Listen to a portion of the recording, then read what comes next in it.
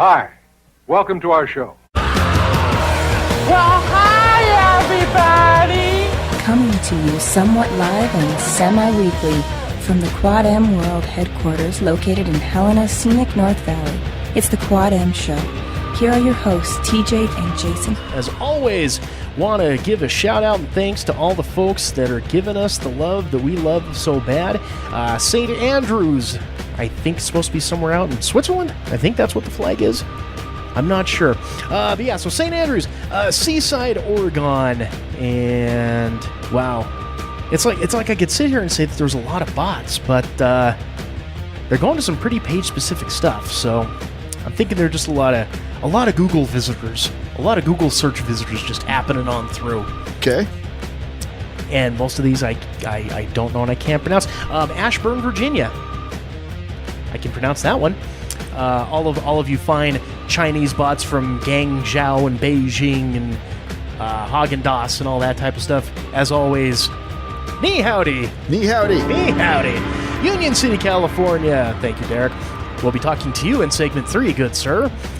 New York, Winstead, Minnesota. Let's see here. We got some Israel. We got Nampa, Idaho. Salem, Oregon. Bloomfield, New Jersey. What else we got here? Riverside, Illinois. Dodge City, Kansas. You know, I always thought like Dodge City was like in Nevada. I always thought it was farther west, just because westerns. There could be more than one Dodge City. Could be. Just like there's a Manhattan in Montana. Well, there is that. Every state has a Springfield. or so I hear. Vernal, Utah.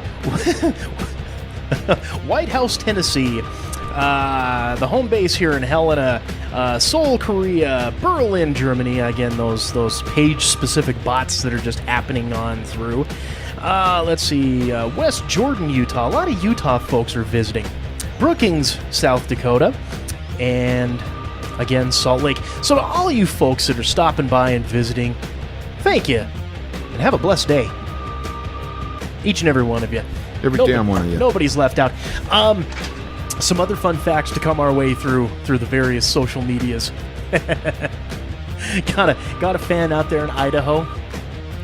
Little Chris McClanahan decided to write in regarding a question we had from last week's show.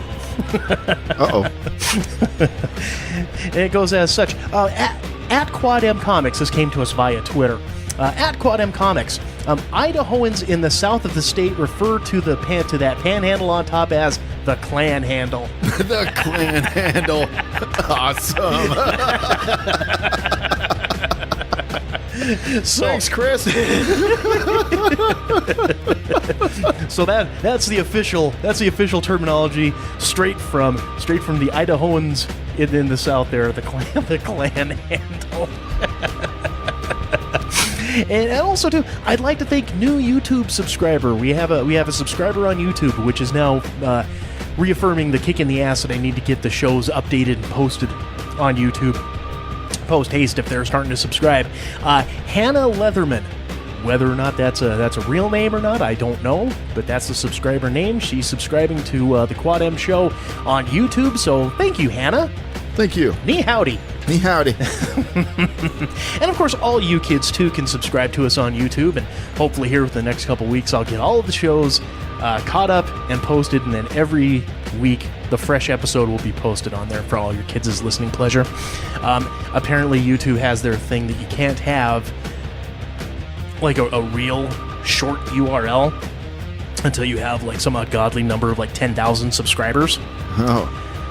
So, in light of saying go to youtube.com/Quad M Show, what I'll just say is just go to YouTube and search Quad M, Quad M Productions, Quad M Show, and right up there, it'll post like our page on there as an option to click onto. So if you just go in there and you can subscribe from within there. Once we get enough views, then we can say /. This just in. Oh. No Springfield in Montana. There isn't a Springfield in Montana. Nope. Well, no shit. I know, well, I was being a smartass when it says every, because I think that was actually the title for an issue of G.I. Joe, was that every state had a Springfield. I think it's either Springfield or Salem is the top as far as city names within a state. And I think Springfield has like 23 states. Huh. If I remember correctly. I don't know. This might be a fun fact that we can discern during the break and announce it during the second segment. Unless you start looking while I do. No, I don't really care that much. Okay. Say if you get. I found out what I needed to know. If you get bored during that first segment rambling that I love so bad, that might be an option. Another thing too, just to kind of close out one of the topics we had last week with the death of all these damn celebrities that are just going and falling like fucking, dominoes out there. The day after we recorded our show, so Saturday the whatever it was, Vern Troyer, Mini-Me, died. Yeah. Didn't read much more into it. I think it was a suicide. Was it? Wow. Such a short life. Holy Jesus. What is that? I'm sorry. No. Too soon. No, not too soon. No, enough. okay. Don't be making those kind of things there, TJ. Good Lord. Heaven forbid you offend somebody. Yeah. Nah. They shouldn't be listening to us then. Yeah, exactly. Fucking bullshit. It's one of those things where where we were talking, last week about the celebrities and greatest moments and, calling back and talking about Obama getting raped by his own wife and all that stuff. I have to say probably, the whole Mini-Me thing wasn't the thing that I will always remember about Vern Troyer. You remember that series of VH1 had, The Surreal Life, where they would have like a bunch of not Z-list, or else they'd be following us on Twitter. But C and D-list celebrities that they would have all living in a house. Like the first season was Eric Estrada and Ron Jeremy and Tammy Faye Baker. And then there was a season where you had Vern Troyer, you had Mini-Me, China, I think Bobby Brady, and a bunch of others, right? And Troyer and China were just fucking drugged out, drunken messes. And I will always remember this scene of just Vern Troyer drunk off his ass, like the switch had flipped. It was no longer party time, have fun. It was more of like an endurance race with him in his inebriated state. And right there in the living room, he's just taking a piss in the corner. Yep. I will never forget that scene. And just his tired, drunken looking back, like, what the is a fucking camera? What are you doing? I'm trying to piss here, man. Smack dab in the corner. That's the vision of Vern Troyer I will always remember. Well, according to rumors, it was alcohol poisoning. Oh, well, see, there you go. Suicide by alcohol poisoning. Would you really consider I'm that picturing a bunch of those little airplane bottles of liquor.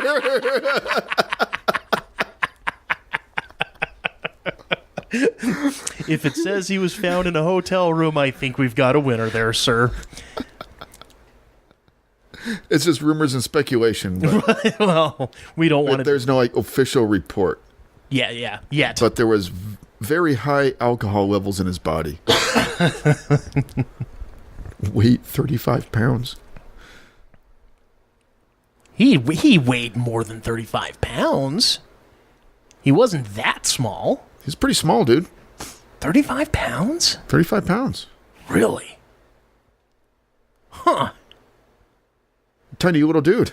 That's why he's Mini-Me. Indeed. I didn't think he was that tiny. Holy shit. Huh. How about that? Learn something new every day. He's only 2 feet tall. Wow. Yeah. I didn't know he was that. I didn't know he was only that tall. Yeah, he's a tiny little dude. He's a wee little man. He was. 2 feet 8 inches. So you don't be trying to rob him of that over half foot. He's born in Sturgis, Michigan, the son of Susan, a factory worker, and Reuben Troyer, a repair technician. 2 siblings, Davon and Deborah. Devon, Deborah, and Vern.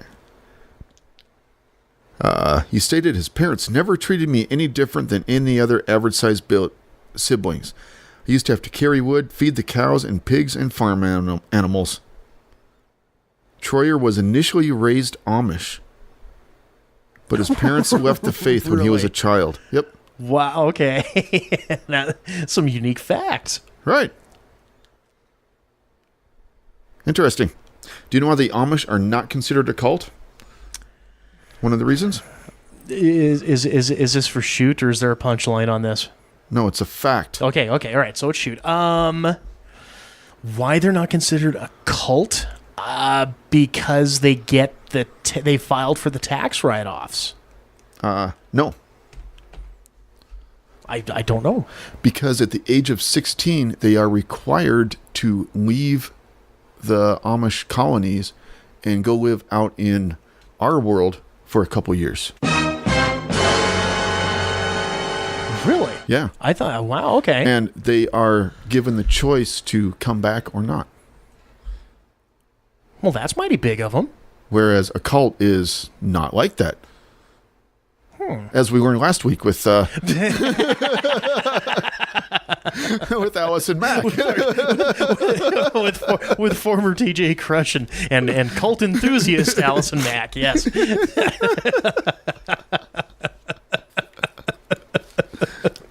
I was reading, I was doing some post-show read-up on that, and there was like some fucking no-name actress whom I think I remember what movie or show they said she was on, but for the life of me, I don't, it wasn't important enough for me to carry that remembrance this far. But yeah, she was talking about how like fucking old Allison Mack was desperate, sounding overly bubbly and desperate to get her in the cult, where she was like, "Oh, it's Emma Watson." No, but it was in that same article. It was a different gal. She had like an Indian name. It was like Sumarabagabi Vander Singh or whatever. I can't remember. This is incredibly racist. But yeah, no, Emma Watson, I remember that article. Because I think that's why I clicked on that article was, what the fuck? She was trying to get the fucking Harry Potter chick in on that shit? But yeah, I was just talking about all this weird shit. Like, she invited her to go to this Broadway show, and they went and hung out for a bit, and then afterwards it was just she was deluged with fucking emails from Allison Mack about where got all these different things and whatnot to go to and come and this and that, and after like 6 months of it, she says, "Yeah, I think I'm good. I think I'm good. We can stop with the hard sell. I'm good, thank you." And then she said something like, "Well, you seem like a very great gal and a super gal, and you were so delicious to hang out with." And I'm like, wow, okay, yeah, that's fucking creep factor 10 right there. So delicious. That's a pretty bad pit. You're delicious, baby. God damn, I wish I was in that sex cult. Oh no! I'd let Allison Mack call me at all odd hours of the day. What the hell? I'm good with that type of shit. Right? You can try pickup lines. Hey, baby, are you a school? No. Why? Because I want to shoot a bunch of kids in you. Oh, wow. Okay. I'm just going to use my old standard. How do you like your eggs in the morning? Scrambled or fertilized? But yeah, no, we'll go ahead and go with school shootings. Why not? Fuck. At this point, what the hell? Oh, come on. We already made fun of Vern Troyer, so. Well, I know. That's why I say, at this point, fuck it. The people that know us know us. The people that don't know us and are horrified, hey, stick around. We'll send you to the clan handle. We'll and horrify you into a coma on the way. Enjoy the ride, kids. So this weekend, well, as this show comes out, either Monday or Tuesday, depending on my personal scheduling, this weekend, the big release of Infinity War, Avengers Infinity War. And I had made reference while we were doing the shout-outs and all that. In Segment 3, kids, Segment 3, we'll have ourselves a big old, huge, heaping interview with Derek Crabbe as we sit there and talk and go totally spoilerific on Avengers Infinity War. So if you haven't seen the movie over the weekend, I would strongly suggest skipping Segment 3 because we'll be going in depth. And I just want to I'm giving the warning. Excuse me. I'm giving the warning now. And I'll give it again. But I'm giving the warning now. So You've been warned. Yeah, so I might be a douchebag, but I ain't that big of a douchebag. So if you haven't seen it yet, skip that third segment. And then, because, I know both of our Saturdays are booked. And then Sunday, I got that interview. So, good sir, when you're ready and you're wanting to, you let me know when you want to go. Because okay. I'll be more than happy to go a second time. It is that good of a movie. Okay. Maybe like tomorrow evening or something like that. Yeah, we'll see what's going on. Yeah. No, like I said, whatever works. I know you're not a big fan of the 3D. Do you want me to look for a time that is just the regular cinema, or do you want the big XD experience? The 3D is useless. It's dumb. Well, yeah, I'm not going to pay extra money to see a movie in shit quality. So, no. Well, no. What I'm saying is there is a difference between the XD with the 3D and just XD. I learned that valuable lesson once because I went into XD thinking it was also a 3D, but it's not. They have it very specified. XD, it's just the bigger screen, the nicer seats, but you don't have to. You don't have the 3D glasses. Okay, that'll be all right then. Okay, so we'll map it out. We'll figure it out. But we'll get you in there, and then we can have our discussion about it next week. Okay, and all that, and everything there. Other than that was pretty much my week. Was doing Infinity War, and I put in the order on those Bodycoon models right on. That I was talking about last week. So those should be getting here, and we'll probably have one of those little looky-loo reviews here on the show, so y'all can fondle your models.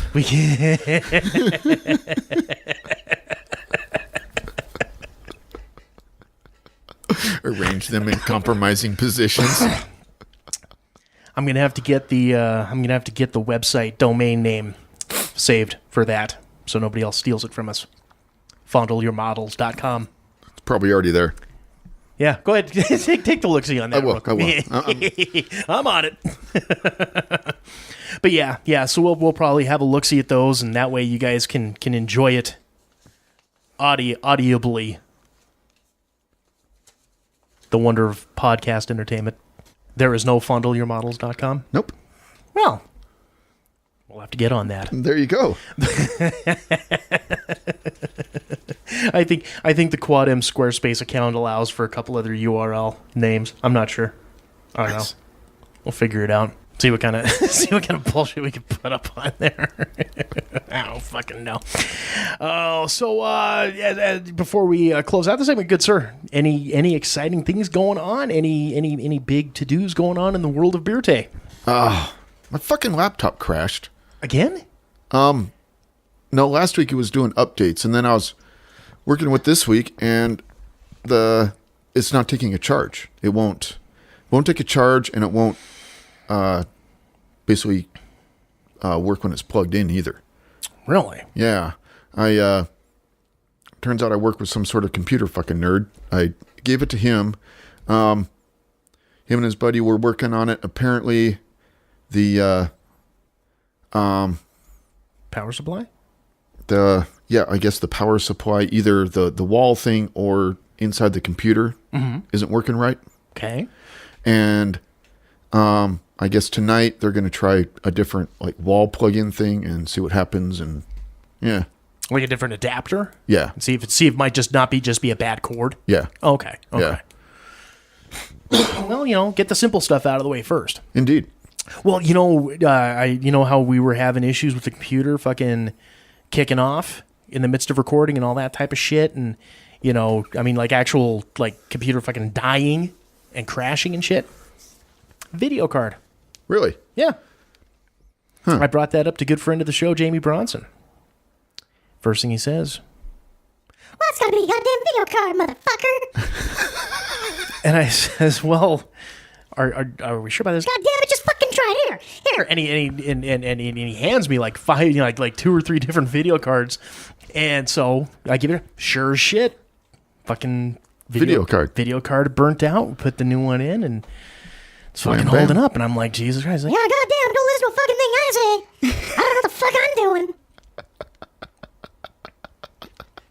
It's going to be so sad. He's moving in the next month. Yeah, that's what you were saying. Yeah. Well, you know, and I knew it was going to happen too, because all the kids are in Washington, so it's much easier to, you know, instead of traveling back and forth all the fucking time, just fucking move out there. So that'll be here within like the next month or so that he'll be gone. So we'll pay some sort of tribute to him. We'll get Marty and Kinsey back on the show. See if we can finagle him for one more episode. He actually showed up once, you know. Yeah, you told me that. And that was when we had the shitty ass microphone, so it sounded like he was just clear down the fucking hallway, kind of like Marty on the last one. Yeah, just, you know, be what it be. All right, well, I think we're good for rambling on this first segment. Okay, I think so, at least. Got anything else you'd like to add in? No. Okay. All right, well, let's go ahead. We will wrap up this first segment here. We will come back and have ourselves a little bit of FGS and some hot takes. It's Quad M Show, kids. Stay tuned. Have you checked out QuadMProductions.com lately? QuadMProductions.com is your direct access hookup to order the Enigma comic book series and download the Quad M Show podcast. Check the appearances page for upcoming events and contact us with any questions or comments. Don't be the only lonely soul who's missing out on all the fun. Visit us today at QuadMProductions.com. That's QuadMProductions.com. You're listening to the Quad M Show. Segment 2. Welcome back to the second segment of this here Quad M Show. Again, we are your hosts. I am TJ. And Jason. Welcome back to the show. And this segment is brought to you in part by Mirror Salon and Spa. Now, I know you kids are seeing those pics online and you're saying to yourselves, damn, how does TJ get that awesome hair?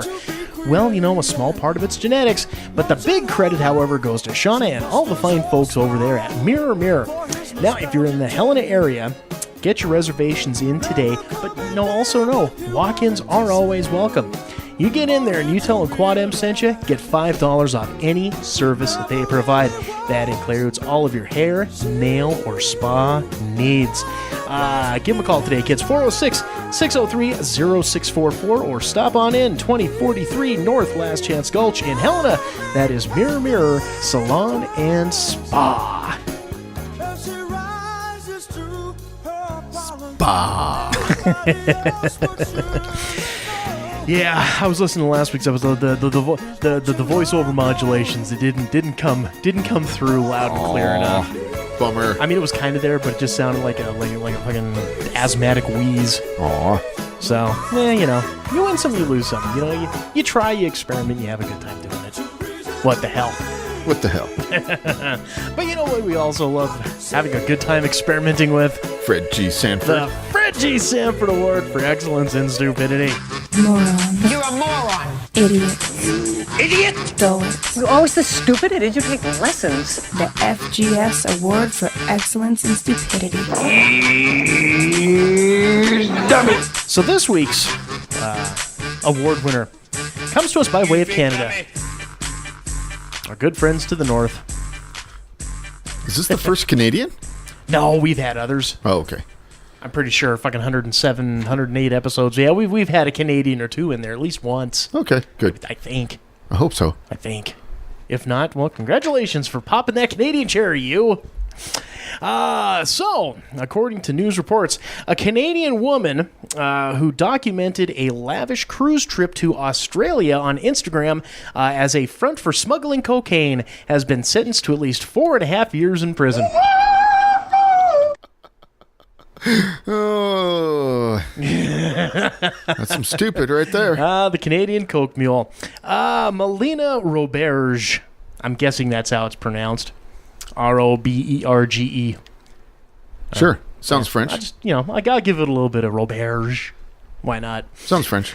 Melina Roberge, along with 2 other accomplices, had embarked on a round-the-world cruise, taking in several exotic locations before the 210-pound haul of cocaine was discovered in their cruise ship when it was docked in Sydney. Holy bejesus. 210 pounds. 210 pounds, 95 kilograms, 95 keys of cocaine. Nice. The street value would be outrageous on that. Outrageous. Holy shit. Oh, I was meant to just be there and look like I was on holiday and look like a cover for everyone else, the 24-year-old Canadian said at the sentence hearing. I am really sorry. I should have thought about the consequences and not what I would have gotten for it, she said. Crown prosecutor Tom Muir told the court that she was aware of her role in the crime and was using it to support her lavish lifestyle. She was not doing it for debt, he said. It's for the lifestyle she wants to enjoy. At the time, police said that the seizure was Australia's biggest ever drug bust through a passenger stream. I'm guessing when they say passenger stream, they're just talking about a cruise ship. I guess. I don't know. Let's see there. Accomplice Isabelle Lagasse, as well as a third Canadian, 63-year-old Andre Tame, also pleaded guilty to the charges of importing drugs of a commercial volume to the country. Lagasse was sentenced to a similar period in November. Tame will be sentenced later this year. Roberge and Lagasse appear to have documented much of their trip on Instagram with photos from exotic locations taken during the period. At least 2 photos show them drinking from coconuts while kneeling in the water at a Tahiti beach in bikinis. Page 2. Now, page 2. Other photos show them driving dune buggies in Peru, while another appears to show Roberge getting a leg tattoo in Tahiti. Lagasse is pictured on her own account wearing a necklace made from beads in the shape of marijuana leaves. The women appear to have also traveled to Bermuda, Chile, Ecuador, and Colombia. The images have since been removed from the photo sharing app. Prior to the sentencing, Roberge wrote a letter to the court explaining that she embarked upon the trip to take photos of myself in exotic locales for likes and attention and hurt so many people in the process. Australian Border Force officers boarded the vessel when it berthed in Sydney Harbour back in 2016. So this actually, the bust happened a couple years ago, I guess. Or at least a year and a half ago. Authorities used sniffer dogs to search a number of passenger cabins on the ship. Around 210 pounds of cocaine was found packed in suitcases. It said on Facebook, the agency joked that the 3 didn't have much room for clean underwear or spare toothbrushes. Let's see. Where the women boarded the ship was not immediately clear, but the latest Instagram pictures were posted from Tahiti 3 days before the bust. And let's do a little math. Right? It was 95 kilos, right? Yes. Okay. In Billings, Montana, the price per kilo is $31,000 to $34,000. Holy shit! So looking at about like $3.25 million. Jesus Christ! Whammo!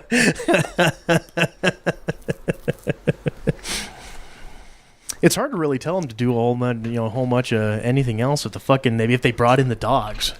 Yeah, and yes, I got on Google and looked up cocaine prices. And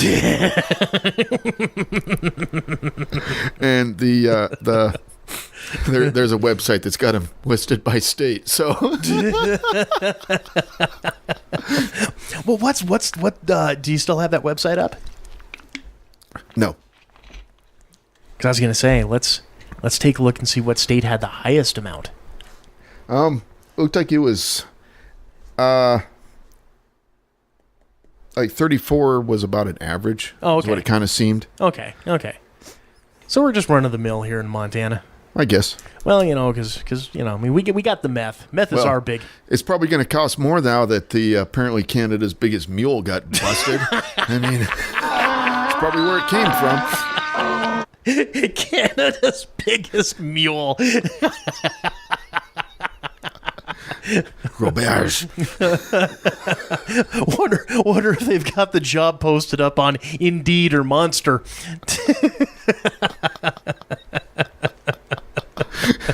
Do I travel? Are you discreet?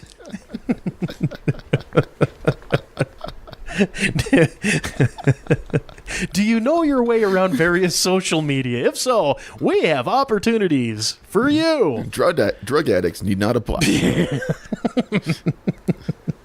Plenty of room for career advancement. See the world.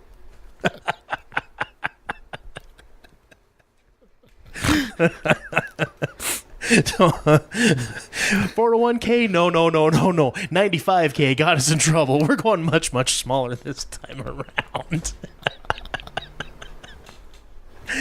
Oh, Jesus. Fuck. So to you, Marlena Roberts, congratulations, honey. You are this week's winner of the Frenchie Sanford Award for Excellence in Stupidity. You dummy! Oh, I didn't even Google a picture of her. I was too busy concerned with cocaine prices. I was busy scoping the market. Yeah. Well, when I was doing the lookup on that story, and the two gals actually were pretty hot looking, and looked like your generic millennial, like my dad hit it big in the 90s.com boom. And so we're spending daddy's money as opposed to, quote unquote, daddy's money. Papi. Hi, Papi. Oh, let's get us into some hot takes, good sir. News and notes from all four corners of the pop culture world. And the sign gotta stay hot! You gotta stay hot! You gotta stay hot! It's time for some hot takes. Hot takes. Hot takes. Oh, well, let's see here. So on the docket, got ourselves a little Bruce Campbell news, a little Bill Cosby news, and a little bit of talk about Lost in Space from last week. So we'll start off with the quick stuff. Okay. So I guess Starz decided that they were going to cancel Ash versus the Evil Dead. And as we record this show, it'll be the final episode will air this Sunday. So it will have aired yesterday or the day before, depending on when the show posts. And when the announcement had been made, the big thing that was the big to-do that was going around was a post that Bruce Campbell had made on Facebook. And the post went as such. Good people, Evil Dead fans everywhere, I bid you a heartfelt farewell playing Ash, the character I took acting lessons with for over 39 years. I am hereby Jesus Christ. Goddamn fucking light. I am hereby retiring from that betrayal. It's time. I followed Ash from his formative years through his midlife crises and decline. What a thrill, what a privilege. We had a great resurgence with the help of Starz. Kudos, not jeers, folks. They made it possible for 15 more hours of Evil Deadness in your life. That's the equivalent of 10 more features. Is Ash dead? Never. Ash is as much of a concept as he is a person. Where there is evil in this world, there must be one to counter. Man or woman, it matters not. Thanks for watching. Love, Bruce. So, with that statement in mind, Bruce Campbell has... Hail to the king, baby. Hail to the king. It's all pillow talk, baby. we're just gonna rip one lines off the movie now. Is that what we're gonna do? Because I can do it. I'm good with that. Tool shed. That's always been my favorite. Shit. But yeah, so apparently with that statement, Bruce Campbell has made it quasi semi whatnot official, saying, "I'm out. Adios, I'm Hefe. done. I'm done playing Ash. It's time." And you know, it's one of those things. It's kind of been like not counterproductive, but you know, like he's saying he's done, and he's actually gone on record at like some like New York Comic Con or something like that, saying that, you know, nobody else will play Ash while I'm alive. So he's basically saying that once I'm dead, they can do what the hell ever. Right. But then in his comments, he's like, you know, it's time for someone else to take up the mantle, man or woman. So I don't know where he sits as far as somebody else, you know, doing that.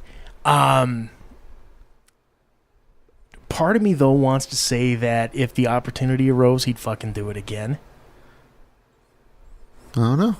Well, the only reason I say that is that, you know, Mark Hamill went on record saying he was done, retired playing the Joker. I will never play the Joker again. 3 Arkham video games and a Killing Joke later, he's still, you know, he'll do it. You know, you know. I think he did the voice in that Japanese Batman thing too. Samurai Batman. I don't know. It really sounds like him. There was a samurai. When was this? When did this come out? I don't remember hearing about that. Last I heard was the Gotham by Gaslight. When was the? Oh, next break I'll show it to you. Okay, yeah. Maybe it's something that's upcoming. I don't know. This is the first I've heard of it, so I don't know. But again, that's just proving my point, though. I mean, you know, he said he retired from it. He'll never do it again. But then all of a sudden, boom, boom, boom, boom. Here's Mark Hamill continuing to do the Joker when the time is right. And it's, you know, and that's like, well, they just can't kill off the Joker like they can Luke. So, well, you know, and you know, and that brings up another point too. I saw the posting, you know, the different shit out there where Hamill's saying that, you know what, I'm out. I don't fucking care because, you know, we could, you know, he done chucked the lightsaber over his shoulder.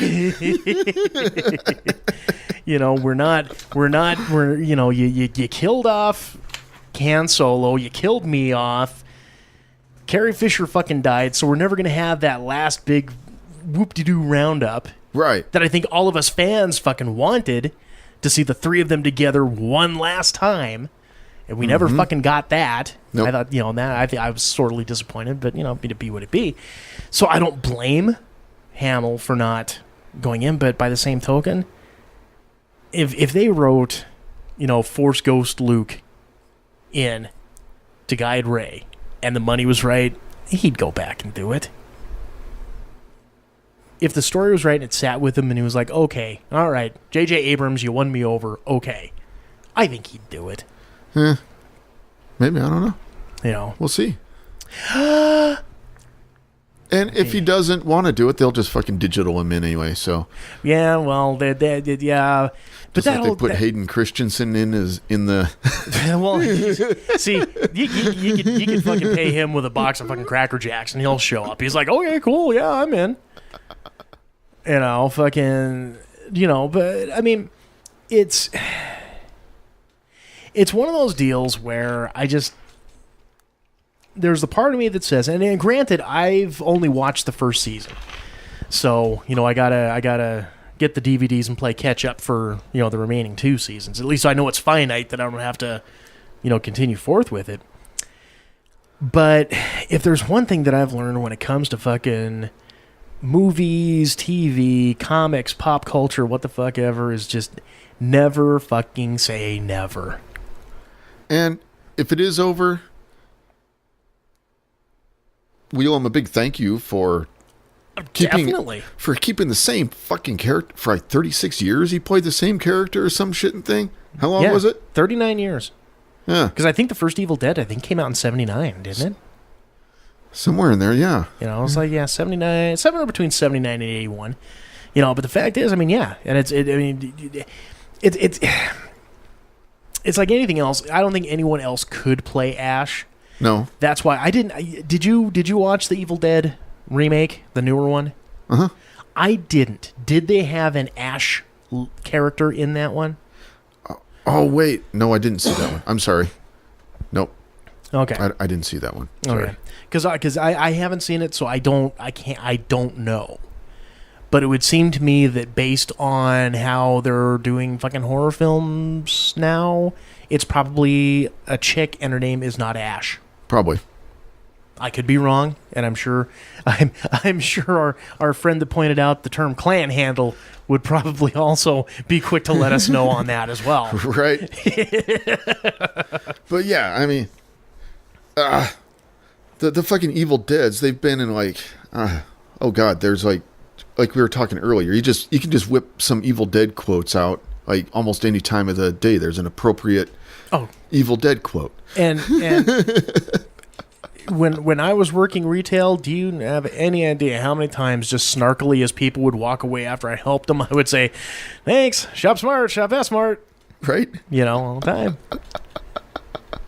Good Ash, bad Ash, I'm the guy with the gun. Oh, and to help boost sales for our buddy, this is my boomstick. B is for boomstick. Available now at deeplytapper.com. That's 2 ads in one show, motherfucker. Yeah, you owe me. No, yeah. It's not gonna, I don't see a massive bump in sales for the boy just because we did that. But you never know.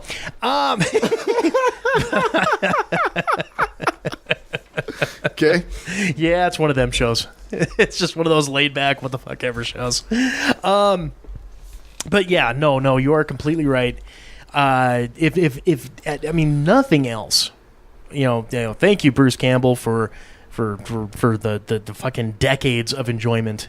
Indeed. As Ash Williams, which also was the loading or the starting point for the vast greatness of Bruce Campbell goodness that we've gotten over the years.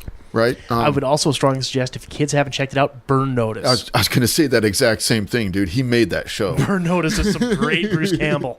That's right. He was like, "Hey, I'm watching the USA Network." Yeah, I know. It's like, fuck, I'm actually fucking DVRing shit on USA that isn't professional wrestling. What the fuck? When did this happen? Oh yeah. No, I remember a time when USA was cool. They were. You know, in the early 80s. Up All Night with Rhonda Shear. Yes. Up All Night, Rhonda Shear. That was, I believe, that was Friday night, and then Saturday night was Up All Night with Gilbert Gottfried. Right. Nah, but, you know, like the USA Cartoon Express, you know, before Turner bought up all the goddamn cartoons and just locked them away in his vault so we never get to see them again. You know, so we got all those classic Hanna Barbera cartoons that were just fucking outstanding and awesome. Yep. I still go back and I'll watch like the fucking what was it, Butch Cassidy and the Sundance Kids. I'll watch the theme and see if I can't sneak a peek on YouTube somewhere with them. Nobody remembers who the fuck they are. They were kind of like, I don't know if I'd call them a Jabberjaw ripoff, because, you know, you're stealing from yourself. It was all Hanna Barbera anyways. Yeah. You know, but it was basically your 5 detective kids, 4 or 5 kids, and the animal, whatever dog, talking shark or fucking whatever else was going around with it. Yep. Or a grape ape. Yeah, exactly. Well, that was more of those anthropomorphic cartoons. Anthropomorphic. Yeah, like you know, Grape Ape and Yogi Bear and Quick Draw McGraw and all them. I think Scooby Doo and Jabberjaw kind of bridged the anthropomorphic with the generic or not generic, but the detective template. Because it was like, 2 separate templates. You had the anthropomorphic, you know, animals that can walk and talk. Uh-huh. And then you had the cartoons that were like your detective templates. Like Clue Club, Jabberjaw. Well, okay. Clue Club, Butch Cassidy and the Sundance Kids, maybe Devlin. You know, there were, you know, Hanna Barbera had the fucking factory machine set up that we can just pump out a new cartoon every year. It's the same fucking cartoon, just maybe the characters do different shit. Yeah, different icing on the same cookie. Basically, yeah. No matter what, it's still just a fucking sugar cookie. You just got pink frosting instead of light blue frosting, basically. And Scooby-Doo and Jabberjaw and kind of Clue Club were the bridge between the anthropomorphic and that template, because Scooby-Doo could kind of talk. Yeah. You know, ruh-roh, ruh-roh, ruh-roh, you know, and that type of thing. Jabberjaw fucking just talked. Yeah. And everybody could understand what he was fucking saying. Clue Club. Oh, fuck, what were the two dogs' names? Woofer and Whimper. That was the two dogs. Do you remember Clue Club? No. Oh, Jesus. Yeah, it was like 4 teenagers and then 2 dogs, and one was a sloppy basset hound. One was a hound dog, and the other was like, was it a basset hound that Roscoe P. Coltrane had? Yeah. You know, Flash? Same kind of dog, but it was Woofer and Whimper. Okay. Were the dogs' names. Oh, come on, Woofer. And they would go have their... But I think the dogs could talk to... They were kind of... It was kind of like Stewie in that way. The dogs could talk to each other, but I don't think the humans could understand them. Okay. And that's just why the USA Cartoon Express was fucking awesome. Wow. Went off on a complete fucking tangent on that one. Yeah, you did. Wow. Just like your screensaver. I can went all over the place. I can fill some time, kids. Yeah. Look it up. This is just another prime reason why the 80s were indeed the best decade. Fantastic cartoons and shitty TV shows. And yeah, 80s were weird. The 80s were outstanding. You know, like we did that Canon retrospective episode a while back. Yeah. All that shit. And I was watching an online reviewer, Decker Shadow, and I was watching his review of Bloodsport. Uh-oh. And, you know, it just harkened to me that, you know, it just made me realize that shitty movies from, like, the 90s until now were just, I mean, shitty, forgettable films that, you know, just nobody, you know, who gives 2 shits? Uh-huh. You know, these are pieces of shit. Shitty movies from the 80s were fucking awesome. They've got to be a little bit awesomer if they're all being remade now, for fuck's sake. Or whatever. Well, I mean, come on. We're never going to get... You'll never get, you know, the same type of shit like with The Best of the Best or... oh, Jesus. Well, anything off the Canon catalog. Or, you know, Bloodsport. Or, you know, I mean, you know, shitty action movies. Shitty comedies. Thank God for Cinemax. Late night Cinemax and HBO where we could get shitty B-level comedies that nobody will ever fucking care. You know, the kids today will never understand. I was thinking about that today as well, you know, with like the advent of online rentals and all that type of shit. Huh? They're never, ever going to understand the greatness and epicness of going to a fucking video store on a weekend to pick out your weekend's viewing treasures. You can still do that in East Helena. East Helena still got the video store out there that's been going since I was a kid. Yeah? Yeah. Do people still go? I mean, obviously they must if they were still able to fucking pay the bills. Yeah. Are they just renting DVDs or Blu-rays or what are they, what are they renting out there? Yeah? Yeah. Don't know how many more ways I can say it, motherfucker. Yes. Jesus Christ. Yeah, you can actually go into a fucking video rental store and pick out your, like you said, weekend's viewing pleasure. Yep. Do they have the room closed off with a curtain? No. Oh. No. Oh. No. But it's connected to the liquor store. Well, you know, speaking of cordoned off back rooms and liquor, so Bill Cosby got convicted. Fucking A. For his shit.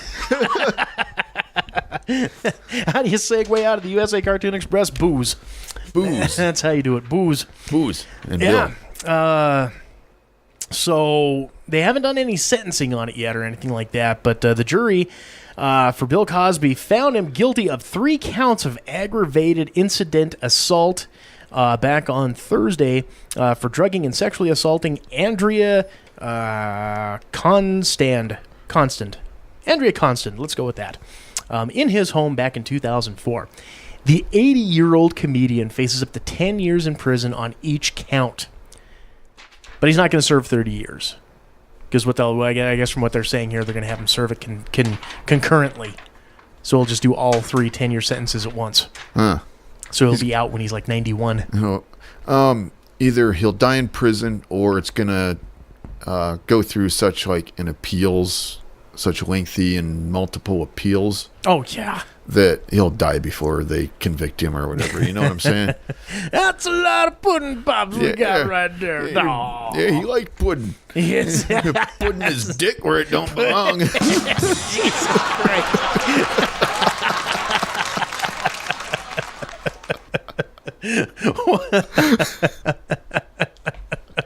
I seen a meme today. It was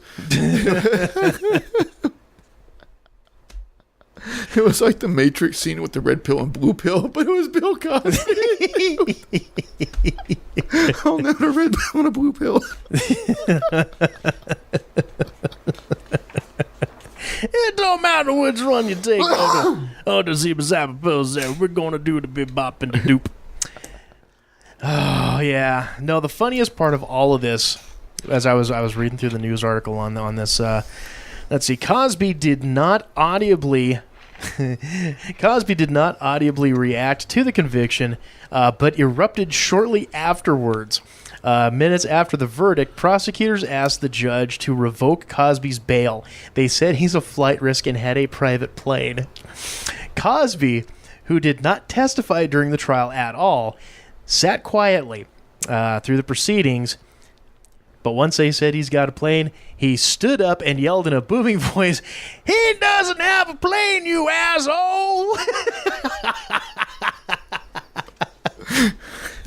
I don't know which is funnier in my mind's eye. Him just standing up, wigging out in the fucking Cosby Show fucking crazy-ass sweater going, "I ain't got no plane, you asshole!"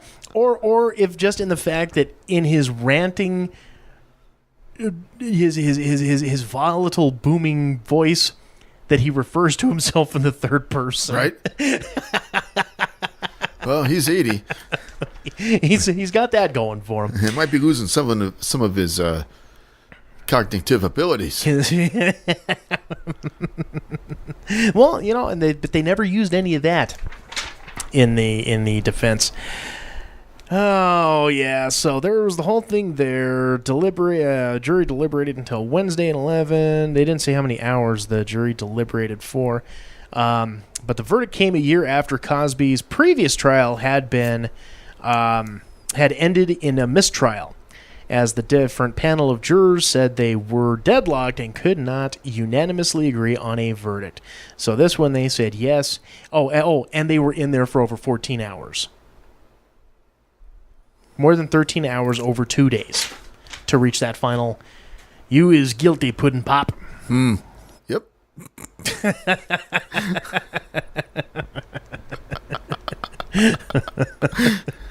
J-A-I-L-O. J-Lo.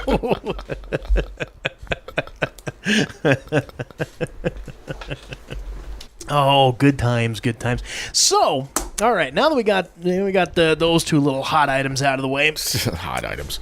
So, a couple weeks back, I had made notice, and I had set up a homework assignment for the both of us. And Correct. I was a little tardy on my homework, so That's we're a week okay. late. But, you know, we got plenty of room to talk about it here now, since there's nothing else going on. So, Lost in Space came out on Netflix back on the 13th. Yep. And at the time, I think I had said that the biggest star that I saw in there was Parker Posey playing the new Dr. Smith. And I said, this is going to be some good shit. Let's go ahead and watch it. So, as we watched it, or let's say, as I watched it after you had watched it, you know, you had said it was very good. It's worthy of the time. It's worthy of going in. But there was one thing that you thought was the shits. Right. So before we get into that, what were the aspects of the show that you dug on? What did you think about the show as a whole? What are the pros first? Basically, let's start off like basic. I found it was like visually appealing. It looked good. I mean, it was. Do you know what I'm saying? They put in a good budget on this. I mean, yeah, it was. The space effects were beautiful to look at. The robot looked fucking awesome. Yeah, I dug the robot. I've read a lot of people are not liking the robot. I'm kind of liking the robot. Why? Because he doesn't talk? I don't know. I don't know. I guess they expected the fucking air duct arms with the fucking fish tank head. Danger, Will Robinson, danger. Yeah. But No, we got the Danger Will Robinson. Really, that's all we needed. No, I thought it was... Yeah, no, I had no problems with the robot whatsoever. Maybe, okay, and here we go, kids. Now, spoilers. Spoiler alerts here now. Probably mild ones. I wasn't a fan of how it ended with the robot getting blasted out into space. It's going to be, I think, very difficult to see how the robot will come back next season. Meh. I mean, I don't see a problem with that. They'll work their Hollywood magic. Yeah. You know, something along those lines. We'll get the robot back. But I was just kind of like, I don't know that I would have done it quite that way. What else did you enjoy? Well,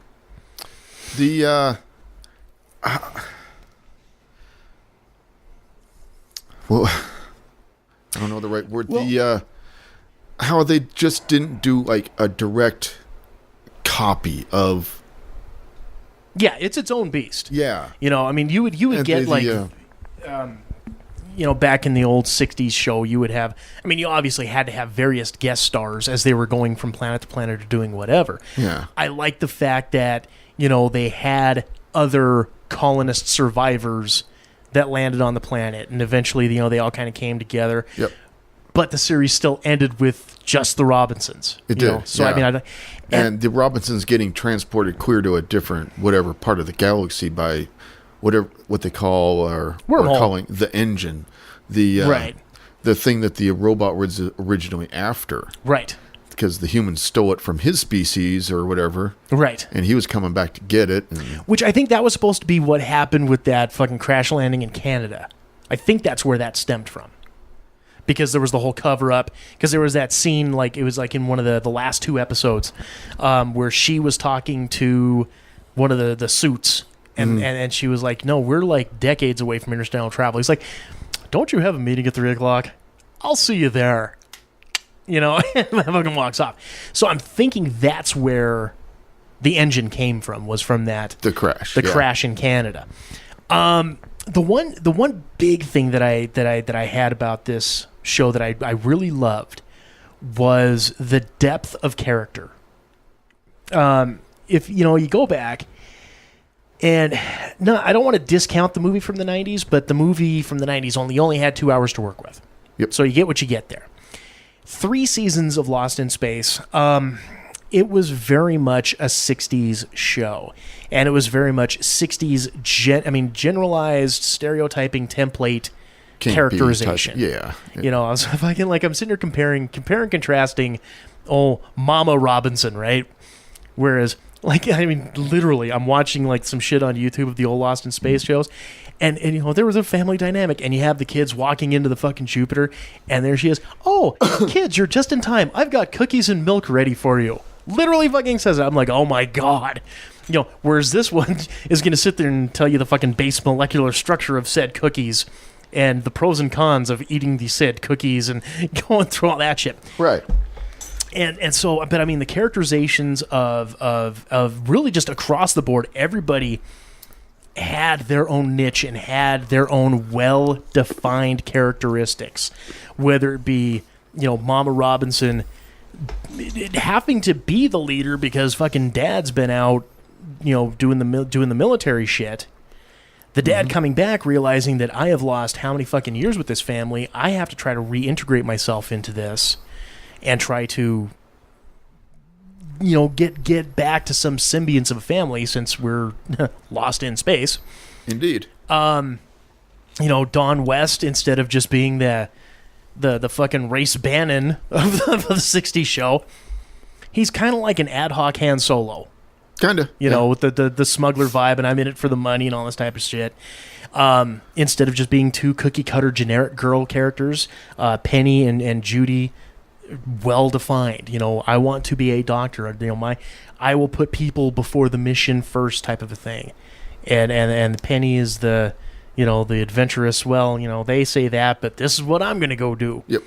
Yeah. And Will Robinson having to overcome his fears and, you know, overcome the fact that, you know, mom had to maybe pull a few strings and lie a little bit on the test to get him up there in the first place. Indeed. And really, let's talk about the big character on this. The arguably my favorite character on this show. Goddamn, Parker Posey as Dr. Smith is just the greatest fucking shit heel. Is this leading into what you thought was shit? Oh, okay. Nope. The now my feeling on the Dr. Smith character is could have toned it down a smidgen, but other than that, I was watching it. I'm like, damn, I don't fucking like this Dr. Smith character. Then I was like, I'm not supposed to like Dr. Smith. They've done their job. Yeah. But then I was like, well, yeah, I guess they did it right. But then I was like, but yeah, they could have toned her back a little bit, but overall, I don't have a problem with any of the characters or their way they're represented or anything like that. Nope. Yeah. That wasn't what I thought was shit. The only thing I didn't like, well, I mean, it's not that I didn't like it, but unfortunately, the mom looked way too much like a gal I was hanging out with a couple months ago. So it was throwing me off the entire time where I'm seeing this gal that I was running around with looking like, and I'm like, this is, yeah. But I got past it. Much like Jessica Jones reminding me of somebody else, I was able to get past that and enjoy the show, specifically full on for what it was. Now, I had a couple of different suspecting things of what you thought might have been shit, and I'm not. I don't want to go into them because I guarantee that all of them are wrong. So please, good sir, spill the beans. What sucked about this show for you? Okay. It was such a pain in the ass to fucking watch because the dialogue was as fucking quiet. And then a fucking special effect came on! I think that might be your audio because I did not have that problem. I don't know. And it was a real pain in the ass to watch. Like, I couldn't watch with anybody else in the house in order to hear the dialogue. Right. Yep. Yeah. No, and I've gotten that on like a lot of like Blu-ray and DVD mixes. And the only way that I've ever really been able to remotely turn that shit down is like sometimes it'll be like on a 5.1 surround automatically. And I find that putting it on the 2.0 is, kind of helps that out a little bit. But I think it's just the way fucking studios are mixing it because of the way they're sitting there. Because there's a lot of fucking movies that are that way. Mm-hmm. And here again, with Netflix series, if you're having that issue, there's not really any audio things you can change to fix that. So, I do understand where you're coming from. But like I said, I mean, on my TV, I did not have that issue on that end of it. I think if there's one... Like, I'm just kind of joking around when it comes to the whole fucking mom looks like a chick I was banging a while back. But if there's one aspect of the show that I wouldn't say got on my nerves or I hated, but it was like, when is enough enough? It was like, no matter what, nothing could be done simply. Everything had to fucking go wrong. Uh-huh. What is the fucking law of probabilities that everything you do is going to go wrong?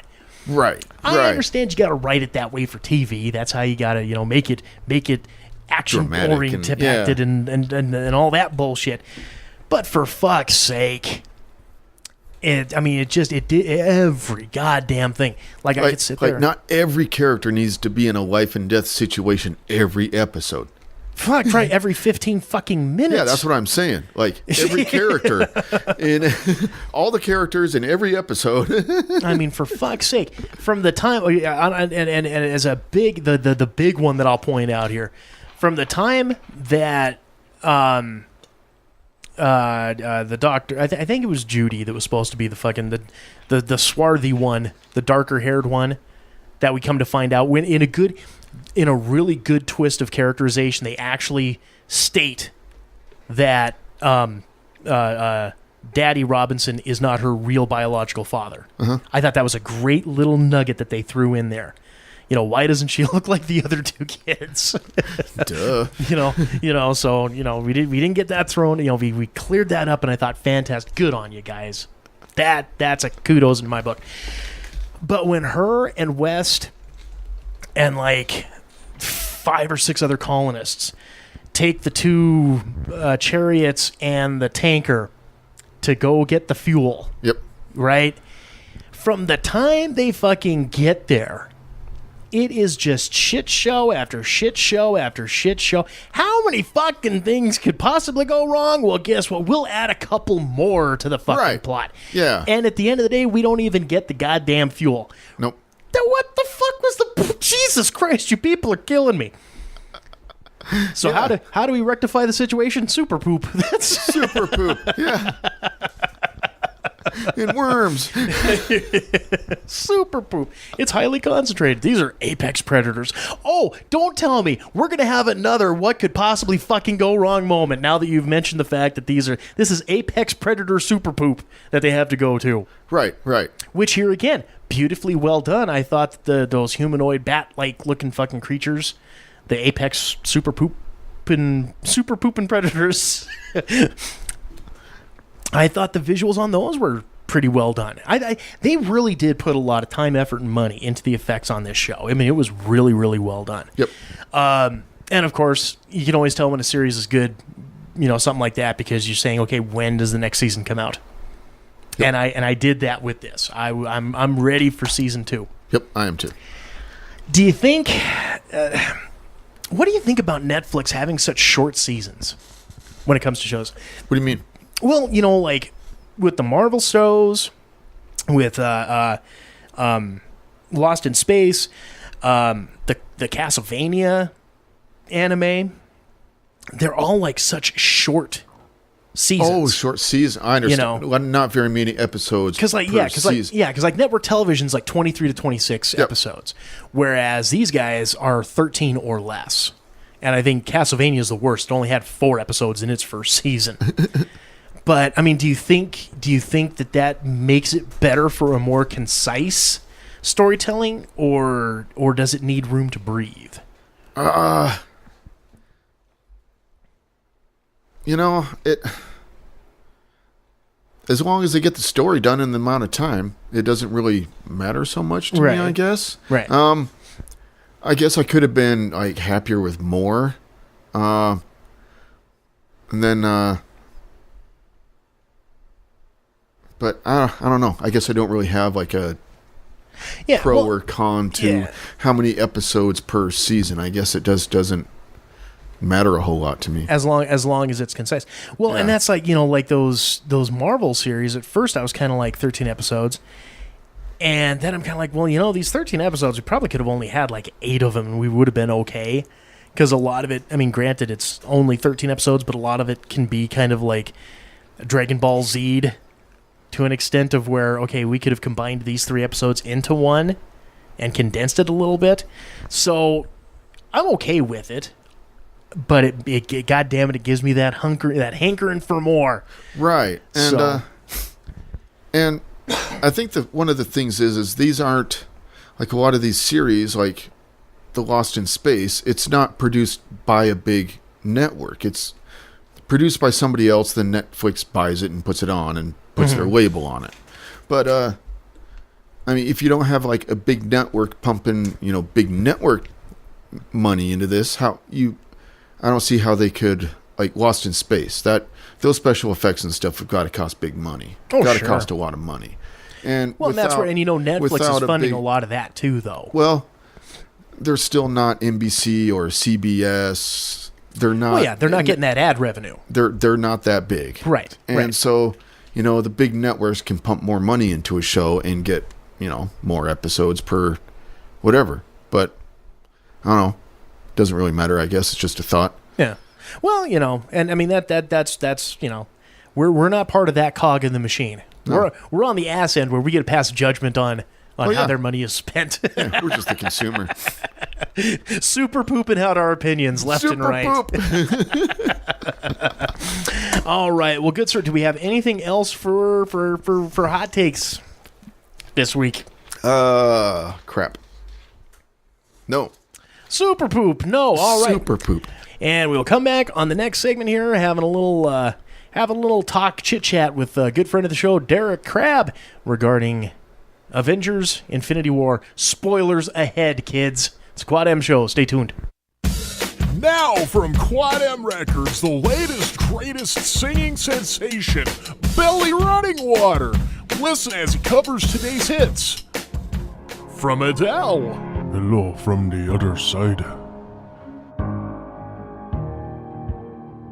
I must have called 1,000 times.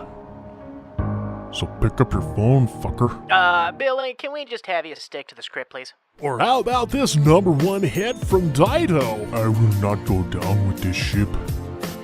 I will not put a white flag. Hey, cousin. Yeah, hey, Billy. Cousin. Yeah, Billy.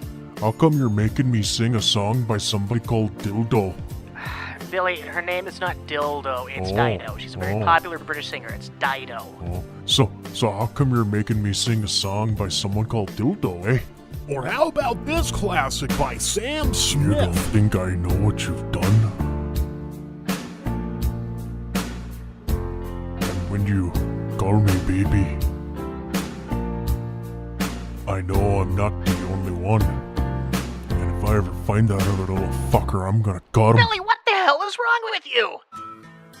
Maybe you'd like a little bit of this classic hit by Flo Rida. So just put your lips together and go nice and slow. Can you blow my whistle, baby? Here we go.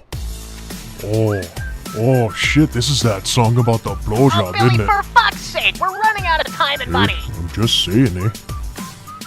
Give a listen as Billy has a duet with international singing superstar Wing. If they cut off the one at the trunk and I need you now. Hey, I'm a little drunk too. How about we go back into the closet over there and I tear me off a chunk, eh? God damn it, Billy! You up there sassing me too, huh? I'll come up there and I'll cut you too. It's Billy Running Water Sings the Hits. Available now for download and wherever physical media is sold. You're listening to the Quad M Show. Segment 3.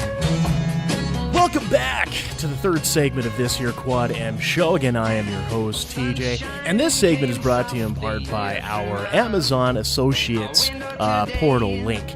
Kids, you know, summertime is here, and you're out there, and you're getting your shopping done and all this type of stuff. And how much stuff are you getting on Amazon? Probably a lot of it. But what you need to do, get on over to quadmproductions.com. On the left side of that homepage, you will see our Amazon portal. Click on that portal, and then begin shopping. It's just that easy, and it's just that helpful to us over here at Quad M. So if you're a fan of the show and you want to help support us, get on over quadmproductions.com, click on that banner on the left, and get to shopping on Amazon. Hey, it's a good thing. It's a way to go. All right, now that I got that crap out of the way, ladies and gentlemen, we've warned you in the show notes.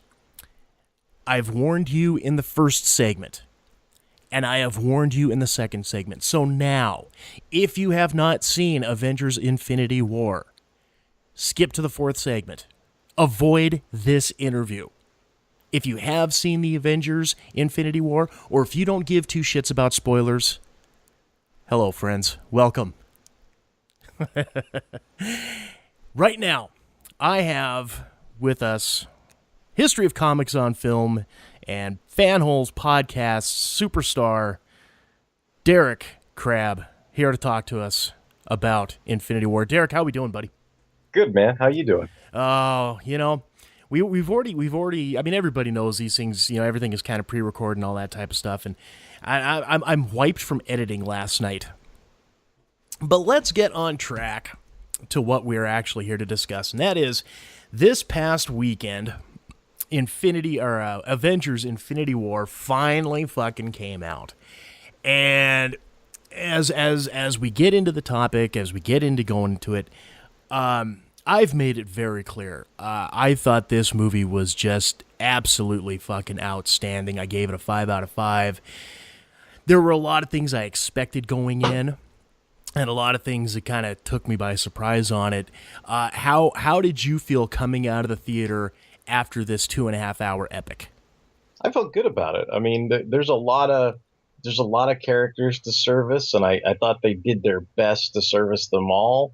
And I was kind of impressed that it was kind of Thanos's movie. Like he kind of came in and took over, and the movie was kind of about him. So like I was kind of happy with that. Like I almost kind of felt like they they took aspects from some of the different comic series, but I kind of came away from it feeling like it was like a version of Thanos Quest, but with like the Avengers or these, cinematic versions of the Marvel characters involved instead of like the Elders of the Universe, or I guess like the Illuminati, or, whoever you want to point to that, would have access to the Infinity Stones or the gems at any particular point in time, because there's always these various storylines where people are trying to collect them and put them all together and stuff like that. But yeah, I mean, I think some of the gut reaction to some of the trailers were about, maybe is the CG going to hold up and everything like that. And I don't think that was very much an ongoing concern for me. Not when it came to Thanos,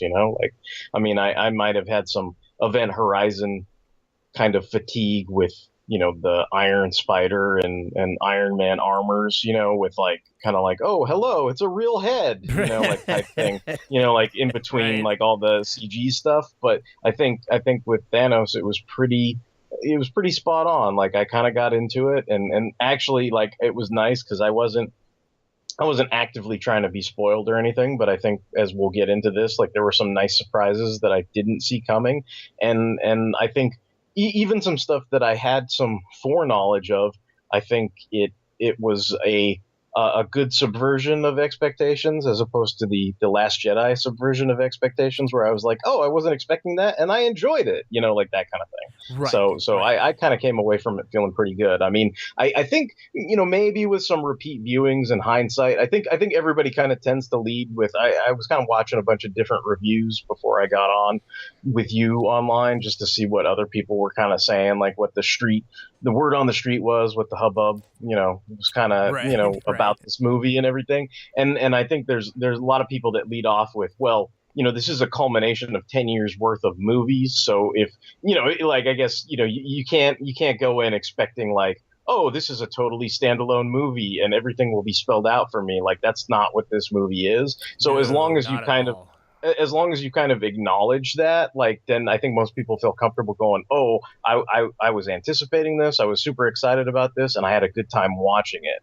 But if you're going to be maybe kind of hypercritical of, does this stand alone as a movie? Like, no, not really. And then I think the only thing that I'm starting to see is like sometimes like certain things, like when I have repeat viewings of them, it's easier to spot like some of the cracks in the, I guess perfection or whatever type thing. Right. And I think my speculation is, this does not bother me right now, but I think my speculation is certain fans of certain characters might feel like their favorites might have been done a disservice given the weight or context or kind of how the story plays out. I'm sure all those screamy Loki fangirls are all desperately crushed. Like I'm kind of thinking like I was thinking about if they treated Superman in a movie like they treated Hulk in this movie, I could see myself being a little butthurt over it. Well, if you're a fan of Loki or the Hulk, enjoy the first 5 minutes, then there you go, Well, it's funny because it's like I've actually started delving, because I'm like, you're not really given any time to think about what's going on. You're just kind of lambasted with all these kind of action beats from location to location. Yes. and time frame to time frame. But I actually started to stop and think about it, because I was kind of delving into, I guess, major Hulk fanboys might be butthurt that, Thanos kicks the shit out of the Hulk and then he gets, rainbow bridged back to the earth and everything. And then after that, he's basically, and this is going to reveal my hand a little bit, because the second time I watched Thor Ragnarok, I couldn't stand it. And it's like, he kind of reverts back to that neurotic Ruffalo from Thor Ragnarok. And it's like, Ragnarok never stopped for him. Like, he's still in Watiki land or whatever, because he's still kind of like the hey Nat, what's going on? And it's just like, oh man, like you're not like Dr. Bruce Banner's supposed to be like an intelligent guy, but instead he's sitting there with Shuri going, oh, we didn't think of that, man. Woo, blah, blah, blah, and so it's like he's still like off his meds, so to speak, and like that I can see like people kind of go, all right, like can he just turn into the Hulk? Can we please get away from this thing? But that's just like a aspect of like the larger tapestry. But if I was gonna point my finger at anything and kind of go, oh man, like I think that's what it is, and I think that also speaks highly to the rest of the film, because the rest of the film has it has moments of levity and humor to break up some of the dramatic sequences, but I don't think it ever loses the gravitas. Whereas I think, I don't know, I kind of feel like Thor Ragnarok just kind of threw all that shit out the window. Like it didn't matter. It was more. It was like the joke was prioritized above all else. Whereas this, it seemed like the story and the script were prioritized. And yeah, they can throw in some humor, and that was natural and organic, but it wasn't so overbearing that it kind of. It came at the cost of emotional moments and things like that. Whereas you could have kind of it's like I can laugh at Thor, calling Rocket Rabbit and Groot Tree every 5 minutes, because it's like it's funny, it's natural, and it and Chris Hemsworth is a very charismatic guy, so it's like he sort of gets away with, I think anybody else, Rocket might kind of go, I'm not a rabbit, but since he's Thor, it's like he kind of gets away with it, and it makes for, like, I honestly thought like this was something, I guess as an example, that did subvert my expectations. Like I kind of hated what Ragnarok did to Thor, and I loved that this like built him right back the fuck up. Like by the end of it, I was smiling like a happy fool when he comes in with the fucking Stormbringer and starts whooping ass left and right, because it brought him right back to like where he was at the beginning of Ragnarok, where he was like fucking up all those guys in the beginning of the movie and everything, and it kind of looked just a cool epic action sequence and everything. So I felt like, oh cool, like Thor's not so. It's like he was really, really, really broken to shit by the beginning of the movie, and I felt like, okay, they kind of course corrected and fixed him so that he was a decent enough hero to face off against Thanos again. And whether that was something that was actually like intentional by the Russos or whomever the screenwriters were, I think that interaction with the Guardians of the Galaxy. We can get the little funny bits, but lead it back up to Thor being, the Norse god badass that he was supposed to be. Get away from the goofy and just have that little bridge with the Guardians. And hearkening back to what you were saying about reviewers and that type of stuff, a lot of the reviews that I was seeing, both preview and post view of the movie, was this is the Empire Strikes Back of the Marvel Cinematic Universe. And I think that sums it up pretty damn well, because like you said, with the gravitas and the seriousness of the movie and the stakes and everything that was going on, you were still able to have those little jokes like Chris Pratt's exchange with Chris Hemsworth. No, I'm not imitating your voice. You're imitating me. And all that type of shit. Right. Or the one that I actually popped the loudest for was the exchange between Rocket and the Winter Soldier. Oh, right. He's like, no, I'm getting that arm. That cracked me up. But it made sense. It wasn't forced, or at least it didn't feel forced. And that's the beauty of that level of humor. Unlike Taika Waititi trying to turn Ragnarok into a poor man's Douglas Adams book. In my view on that end.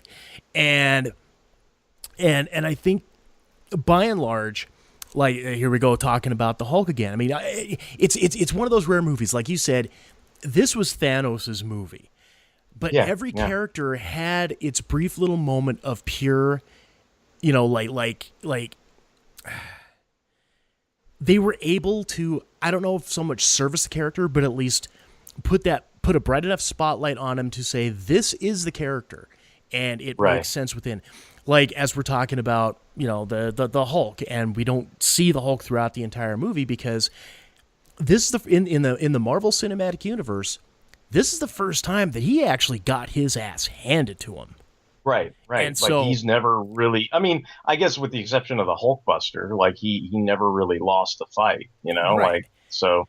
And so this is that petulant little 5-year-old Hulk that we kind of see throwing a fit in Ragnarok. When they are having that little fight about, no, everyone on Earth hates you. You're a stupid Avenger. And he's like, humph, as he walks off in a humph, a little 5-year-old temper tantrum hump. Same type of character presents itself in that. So I thought that was an okay carryover because it was already established. I tended to wonder, like, because to me, since we're talking about it again, it kind of reminds me as my thought about it was, is the Hulk scared to come out because he got his ass handed to him by Thanos, or is it a combination of things where he's scared to come out because he can't, like, the one gravitas moment in that entire clusterfuck that was Ragnarok was the moment he saw the video from Black Widow, like from Natasha. So part of me is wondering, like, oh, well, Banner can face Black Widow because he's an erotic weirdo or whatever in this movie, so he doesn't really seem to care. But maybe that petulant 5-year-old is like, I'm ashamed that I ran away or that I went off and stooped Valkyrie or whatever while, out of sort of to, I don't know, preserve my feelings or, whatever manly thing it was that he was doing, to get away from that scenario. And maybe, the Hulk just can't come out because he has unresolved issues with Romanoff, and so, like, to me, I was thinking, like, oh, well, maybe that's a deeper psychological reason other than he's afraid of Thanos, that's actually a pretty good fucking point. I didn't even think about the Black Widow on that one. Here we are, kids. Welcome to Marvel Universe Psychology with your hosts TJ and Derek. But yeah, that's what I was dwelling on, just probably a little bit too much, since I was, I'm obviously invested and focused in all the characters and everything. I think people were keen on, seeing all the characters. I've heard a lot of positive things where, like, certain characters maybe people didn't connect with too much in their solo outings, like they seem to like better in a team dynamic. So like I can kind of see that for, like, a lot of different characters. Like I remember kind of thinking that about, I know it's a total random tangent, but, Constantine's television series, while I thought it was great, just, didn't last on NBC.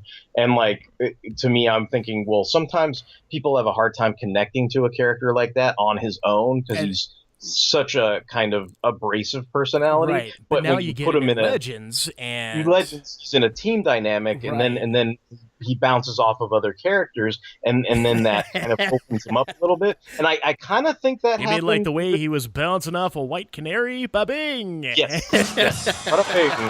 Whoa. Yeah. Exactly. Hey, I'm here all night. but I think that's also the case for Doctor Strange, in some sense, because I think the same abrasiveness that people feel about the character of Constantine, like a sort of layman's reaction to, like, well, why do you like this guy? He's a jerk. Like, I think that's what a lot of people's gut reactions are. And Stephen Strange certainly started out the same way. I mean, he was a jerk, arrogant surgeon before he became the Sorcerer Supreme, and there still is that carryover of he still is kind of an arrogant jerk, like, and that's why him and Tony Stark kind of clash. And that's why the beauty of that dynamic, with, because I'm not a douchebag, that type of thing. Yeah. Yeah. No. I mean, you got these two A-type personalities that it's funny. It's like one of those things where I remember learning that in life at some point where it was kind of like, oh, well, Tony Stark and Stephen Strange are both douchebags, so they should totally, like, hit it off, right? They should be like douchebag bros. But then you realize, like, as you grow up and you go through life and you're like, oh, wait, like, if somebody's so much like me, then it's almost like it becomes this competitive thing where people are like, no, you can't be douchebag. I am douchebag. When you have two alpha male douchebags coming together, there can only be one. It's like Highlander. There can only be one. Yeah. So okay. So as we're popping off about the movie, let's talk about a little bit about some of the source material and and kind of the stuff leading up, because when it comes to Infinity War, the mainstream media, all the people out there, they tend to focus on, well, this is Marvel's retelling or Marvel Cinematic Universe's version of the Infinity Gauntlet. And everybody kind of gloms on that miniseries as being the end-all, be-all.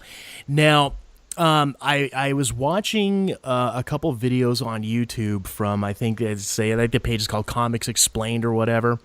Oh, okay. And they were talking about the more recent type Thanos stuff with the Black Order, and really stuff I'm not familiar with. I quit actively collecting comics and reading new material about 10 years ago, so right around the time of Secret Invasion and Blackest Night. So when it comes to recent stuff, I'm kind of out of it. I don't know. And then listening to your the recent Comic Motherfuckers Do You Read Them podcast, where you guys were discussing Thanos and that for the first 12 issues of his series, which I didn't even know he had a series now.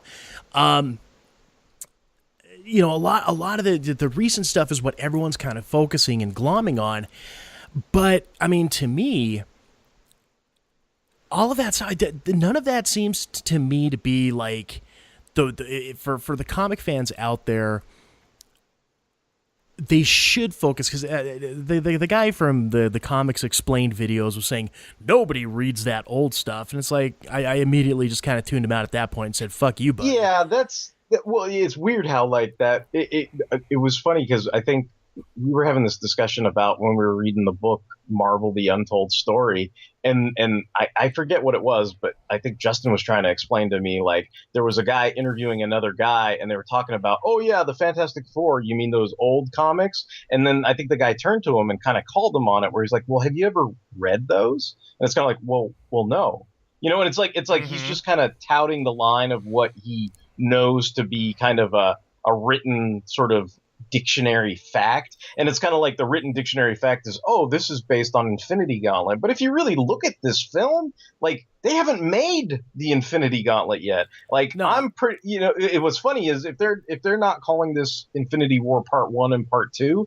like, my gut feeling is the next movie is going to be Avengers Infinity Gauntlet or something along those lines. Well, because I mean, if you want to sit there and actually like try to compare it beat for beat, there is no beat. Like you said, really, it's more of Thanos' quest and like the first issue of Infinity Gauntlet where he snaps the fingers. And then I know you said you've kind of been out of it and stuff, but the other thing that it kind of gloms onto, which I think people seem to overlook or maybe it's funny because people say to focus on the recent stuff, but sometimes with comics now, the recent stuff becomes the old stuff so fast. Yeah. Like, it's almost like it slips through the cracks and you forget about it. And it's like Infinity by Jonathan Hickman was a really, really good event book, and it was mainly dealing with the Avengers. It's where it introduced the Black Order, and it focused on them collecting the stones from the Illuminati, which at that point was this kind of secret cabal of guys, which was made up of like Tony Stark, Doctor Strange, Black Panther, Mr. Fantastic, and then, it was Professor X, but then it later became the Beast and Black Bolt, because basically, and Namor, and they were like all the either kings or kind of, business head honchos. They're the high muckety mucks of the Marvel Universe. And at some point in the Marvel Universe, the gems turned up again, and they were all in the hands of those guys, because they all agreed, look, these are really dangerous. They all want to be put together, and they cause havoc if they get put together. So we'll all agree to not tell each other where the other stones are and keep them separate. And then, that, and I think that ties into how they approached the collection of the gems and or stones in this film, because yes, certain characters tried to hide them, like Thor gave it to the Collector or whatever. But you've got other aspects where you're like, well, Doctor Strange is wielding the time gem. Vision is wearing one of the Infinity Stones. So it's like they actually actively have to combat your heroes to build this. And in some cases you're kind of the peril is real, because you're like sitting there realizing, like, if you're a fan of the Vision and you liked seeing Vision in Age of Ultron and Civil War and everything like that, like you kind of have to like just come to the realization, like, dude's getting his fucking head ripped off for Thanos to come to fruition in this film. Hey, Vision fans, enjoy the first 2 hours. That's right. You know what I mean? Like that you just kind of have to. And you know what's funny is I know a lot of people are comparing this to the Empire Strikes Back, but I was watching the Red Letter Media guys do their Half in the Bag review, and that came up. But one of the things that they said that didn't occur to me until they said it, because it triggered me, was they were making comparisons to Star Trek, and what I didn't think of at the time was, like, I guess because I've read the Infinity Gauntlet, and I think even by that point, when I read the Infinity Gauntlet, I was pretty jaded with comic events at that point. Like, I get why the Infinity Gauntlet is highly regarded and has a good sense of nostalgic memories for the people that read it at the time. And I did read it at the time. But like, my impression of the Infinity Gauntlet was always like, dude, George Perez is going to be on a title. Oh, wait, George Perez stopped after 3 issues. Yeah. Oh, Ron Lim took over. And it's like, Ron Lim's awesome on Silver Surfer, but it wasn't quite what we were promised. Yeah. And the story kind of like meanders and falls apart towards the end. And like, it's not the end all be all that I think people tend to prompt it up as or remember it as. And I guess the reason why I say that is to say this is Thanos does snap his fingers and wipe out half the universe in the like first page of the Infinity Gauntlet. But that always seemed to me to be something that by that point I was jaded enough and inherently understood, like, that was almost consequence-less because of the magnitude of the MacGuffin. Like, if you can control time and reality and space and soul and all these things, it's like, well, if you can snap your fingers and wipe out half the universe, somebody else can get that gauntlet, snap their fingers, and bring half the universe back. It's kind of ironic, but I believe when Thanos was spurned by death, he makes his own mate called Taraxia. Yeah. And if I recall correctly, Taraxia actually, like, bludgeons Tony Stark to death with a stone. Nope, it was Taraxia caved in Spider-Man's skull with a stone. Skull. And then like on the next page, she walks up to Thanos with Iron Man's head in her hand, saying, "All right, he's done." But think right, and so to me, like that's another thing that I was dwelling on in a lot of these things. Like I find it fascinating that like the events, those comic book events, like are kind of a snapshot of the universe at that particular moment in time. So it's like it's always fascinating to me. Like I'm like, even though Tony Stark is an A-list movie star character now as Iron Man, I'm like, I always find it fascinating. If you look at like Secret Wars, it was James Rhodes who was Iron Man in Secret Wars. Even though I consider Hal Jordan to be the preeminent Green Lantern, I find it fascinating, like Hal Jordan had really nothing to do with Crisis on Infinite Earths. Like it was either Jon Stewart and then eventually Guy Gardner who were the Green Lanterns during this essentially like arguably the most important comic event for DC ever. Yeah. And then if you look at things like, say, Secret Wars or Infinity Gauntlet, like I suppose there could be arguments made that those are equally important, or arguments made that they're not as important. But I guess my ultimate takeaway is it's kind of fascinating that even though in this it's clearly set up where Strange kind of says, well, I'm going to defend the Time Stone to the death, and if you and the kid have to die for me to defend it, like I'm going to let that happen because this is my job. I swore to do this. And then you realize when he's gone through all the variables and permutations of the multiple infinite futures, the 14 million or so different endings. He basically knows that the only possible good outcome for their future is if Tony Stark stays alive. So that's why he offers the Time Stone to Thanos in the middle of that fight. And so you key in on that and you realize like, oh, there's some reason, like obviously he knows something. Like Tony Stark has to play some huge role in the next movie that leads to the downfall of Thanos. And to me, it's always fascinating. Like, oh well, in the Infinity Gauntlet, if the armchair, critics and researchers are kind of like, well, this is clearly based on the Infinity Gauntlet, and you're like, yeah, well, in the Infinity Gauntlet, Taraxia threw Thanos' Tony Stark's head, and that was the end of it. Right. Like obviously they're taking it in a different direction with regards to the weight and importance that Iron Man plays in the resolution of this, this pickle. I know, like on my end, I'm sitting there thinking, okay, you're missing Adam Warlock, you're missing Silver Surfer, Doctor Strange dead. And all of these key characters who were involved in, getting. I mean, we haven't. There's been no introduction of the Elder Gods. As far as like in the Marvel Cinematic Universe with Galactus, the Living Tribunal, the In-Betweener, Lord's Chaos, and Lord Chaos and Order, whatever. Yeah, Odin is dead. So how they're gonna wrap this up without having that convoluted Infinity Gauntlet ending, I'm really looking forward to seeing that. Well, I see the seeds of certain things. I mean, if you wanted to have a big epic thing with a bunch of gigantic people who, it's not their fault. They don't have the right. Well, I mean, maybe at some point they will have the rights to the Silver Surfer and Galactus. But when they were putting this together, obviously Fox had those rights all tied up. And they tried really hard to get them to release that shit because they knew they were going to make this. And they were, I mean, as far back as like 2013, they were trying to basically wheel and deal with Fox saying, hey, we'll let you extend your rights to make this Daredevil sequel you want to make if you give us back. We're not going to ask for the whole Fantastic Four back, but just give us Silver Surfer and Galactus. And of course, Fox, being the dicks that they were like, fuck you, no. And they let Daredevil expire. And that's why we've got the Netflix Daredevil and all that other stuff. Mm-hmm. But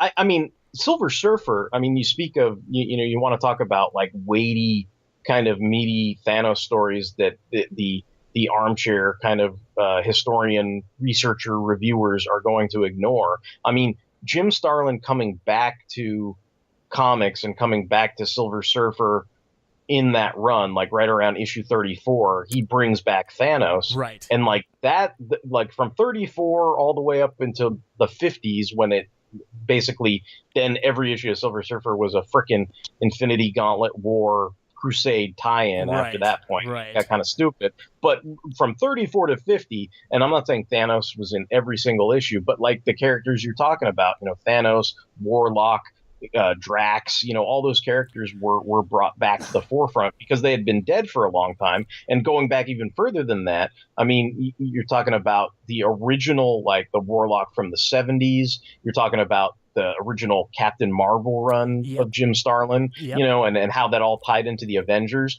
And then going back to the whole argument about, well, James Rhodes was, Iron Man in Secret Wars. Well, Tony Stark was Iron Man in the Cosmic Cube saga and the original Soul Gem saga, which was not the Infinity Gauntlet. Like, he took all those Soul Gems and made one big gigantic gem. Yep. And that's when like Thor and Iron Man and the Thing and Spider-Man tracked him down and, tried to fight him and everything. And that's when Warlock like basically kills himself and they get into the Soul Gem. Like those are classic. Those are not to be ignored. And that's one of the key things I was going to talk about too, was the fact that, I mean, all of these key characters, and Thanos in particular, were Jim Starlin's babies. Because when he left Marvel back in 77, 78, he in essence kind of killed everybody off, so nobody else could use them until he decided he wanted to come back. And this is really a big thing that I did want to discuss too, was those early Starlin issues with the Captain Marvel run with the Cosmic Cube saga, and in particular, kids out there, this is important reading if you really want to know your history and the really good shit. Avengers Annual number 7, and Marvel 2-in-1 Annual 2. Those two issues right there, to me, is really my favorite Thanos story. And it's just because that really is the original, Infinity Gauntlet without the gauntlet. As far as having the one huge ass soul gem or infinity gem or whatever we want to call them. And I think that's what was great about the Infinity Gauntlet for me. Not so much that event, but I can find, I guess, positives, even if I think the event is something I'm kind of faded on and find somewhat, either tepid or mediocre or whatever. But like, I can look at these big events like Infinity Gauntlet, but the great thing about it was then they reprinted, they made like a deluxe Warlock miniseries that reprinted all of Starlin's run. And then the 6th issue had Avengers Annual 7 and Marvel 2-in-1 Annual 2. Yep. So it was like you got to read the whole thing. And it was like you were sitting there like educating yourself like, oh, I get it. This is why they used all those characters in this. And this is why they're a big deal and why they're so cool. Yeah. And so like, that's how I always came to things. And then you would get those like cool deluxe reprint books, like where it was the life and death of Captain Marvel. Mm-hmm. So it like basically reprinted like that entire Starlin run leading up to the graphic novel where he dies. And so you got to see the Cosmic Cube saga with Thanos and everything. Yeah. So like those are essential. And I would strongly suggest there's a trade. And I was doing my little bit of history, looking back, studying, reading, and all that type of stuff before the Infinity War came out, and I've got the trade that they call Avengers versus Thanos, and it's got in this trade, it's got the entirety of the Captain Marvel Cosmic Cube run. It's got like the 4 issues of Warlock with Warlock and the Magus and Thanos going on, and then it's got the Avengers Annual and the Marvel 2-in-1 Annual, all together in the one deal, and it's an awesome fucking epic read. Also in terms of, and I can see them setting this up in the films, because you'll notice like, and I guess I before I forget my train of thought was I was talking about Star Trek, and like the reason why that happened, the bad guys brought it up, is they compared it to an old episode, and wiping out like half the universe was a similar theme and stuff like that. Mm-hmm. But one of the things they mentioned that didn't occur to me, and the reason why I brought up the actual Infinity Gauntlet comic, was when he wipes out half the universe, and I was at that point desensitized to comic events. Like I knew somebody was going to snap their fingers and restore everything by the end of it. So I wasn't really concerned about Tony Stark's head and Spider-Man getting bludgeoned and all this kind of stuff that happened. Like I kind of knew like that's not. And like, but I guess my thinking was there wasn't a whole lot of consequences. So I think that shortcoming of the Infinity Gauntlet for me as a reader carries over into this film, where when they all start fading away into ash, like you pretty much kind of know. I mean, maybe if you're not too in the know, like when Bucky turns into ash, you might be like, oh, holy fuck.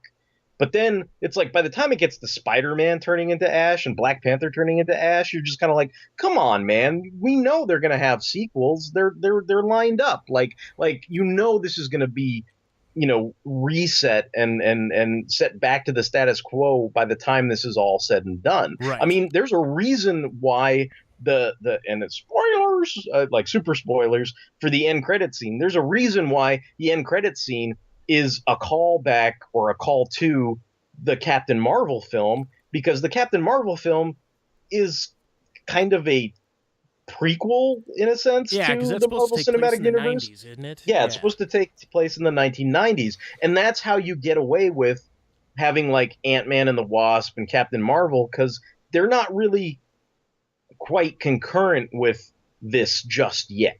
You know what I mean? Right. Like they're still set a little further before this starts, like, so you can get away with having a couple movies in between essentially what you should be viewing as like 1 4-hour, epic Gandhi movie with an intermission, but instead they're going to milk us and we're going to have to see 2 movies and all this kind of stuff, but I guess. And we're going to go because that's who we are. Yes.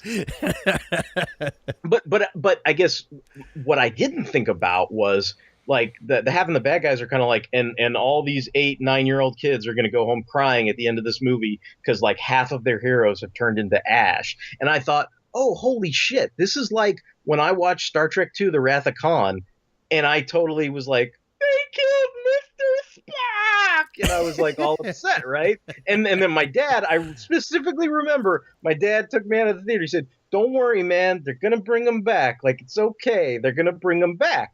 And like, I imagined to myself, I'm like, oh, some kids must have come out of this movie theater and some dad must have been like, don't worry, man, they're going to bring Spider-Man and the Black Panther back. It's okay. It's totally cool. Like, don't they're going to come back in the next one. It's all right. Like, don't cry, you know? And I sort of forgot about that. And it was kind of like, oh, like, this is before I was jaded by like, 20 million people dying in comics and coming back next week, like desensitized to violence and or death. I was like, oh, right. I was still sensitive to it. So it's like, oh, there were kids out there that probably have seen this and went, holy fuck, everybody died.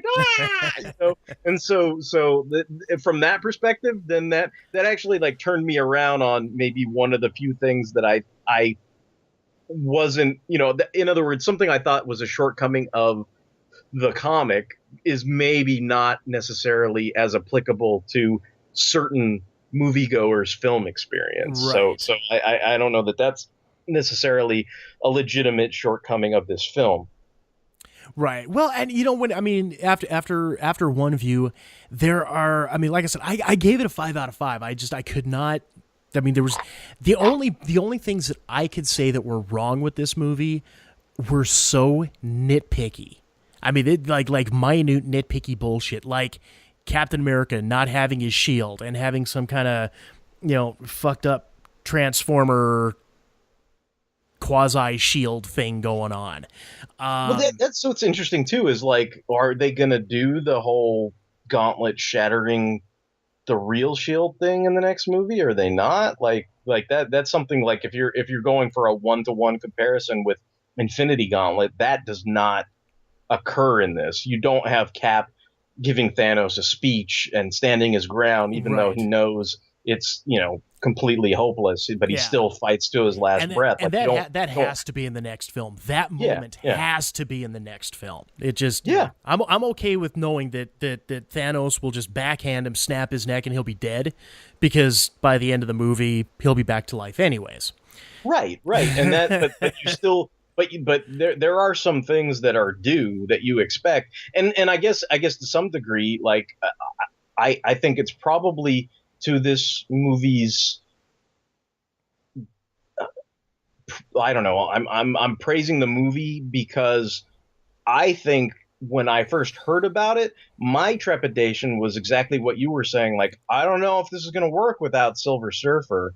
Like, I don't know if this is going to work without Adam Warlock. Like I think I was still kind of keyed in on, like, I don't know if this is going to work so well without these guys. And I think it still did work well. I think they worked with what they had, and it was still like for the magnitude of what it was. Like I thought it was very well done, and I don't think that bothered me nearly as much as I thought it was going to bother me. Right. Like I thought I was going to be, because I'm a Silver Surfer fanboy. Like I'm kind of butthurt like he's excised from all this stuff, but like this was still an awesome movie. Like it doesn't change the movie was awesome. Yeah, like I said, it was just like little nitpicky stuff. But then, but see here again, all that little nitpicky shit that I could sit there and whine and cry about is counteracted by all of the really cool, neat little Easter eggs and surprises that were given. Like when they're on Nowhere and they're having that confrontation with Thanos, with the who was it, Star-Lord, Gamora, Mantis, and Drax, right? Yeah. They're having that confrontation on Nowhere.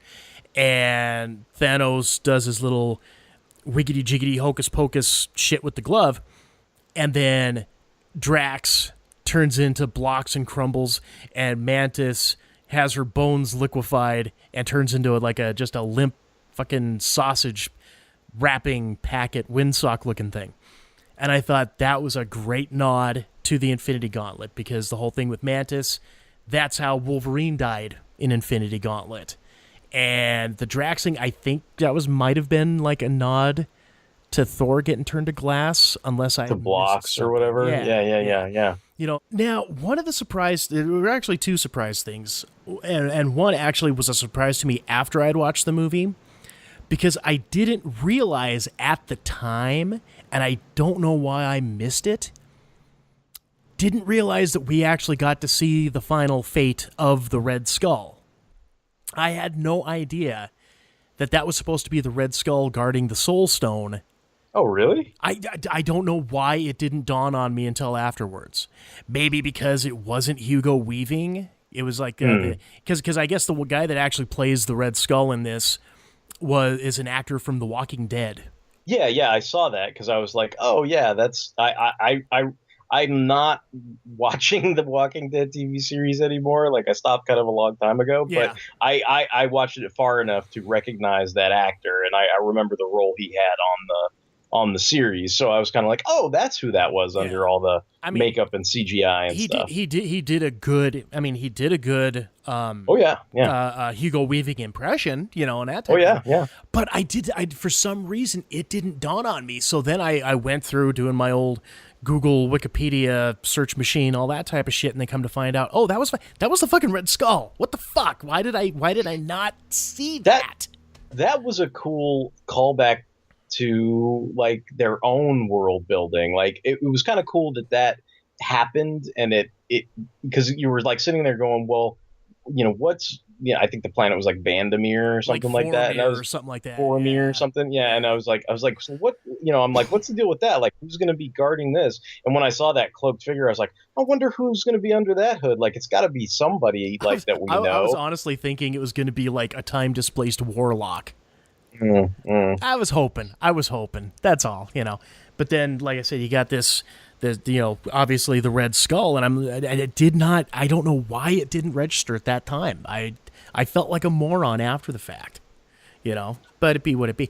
Well, you know, and continuing on world building, the whole, you know, with Thor getting the new replacement eye from the eyeball that Rocket stole way back in Guardians of the Galaxy. I know they didn't plan that shit, but it fucking worked out pretty damn well. Yeah, you know. Yeah. Did the other kind of cool little neat surprise? Peter Dinklage in what's probably his biggest role ever. Nice. I'm sorry, I had to do that. What did you think of Peter Dinklage's cameo as Eitri, the weapons maker?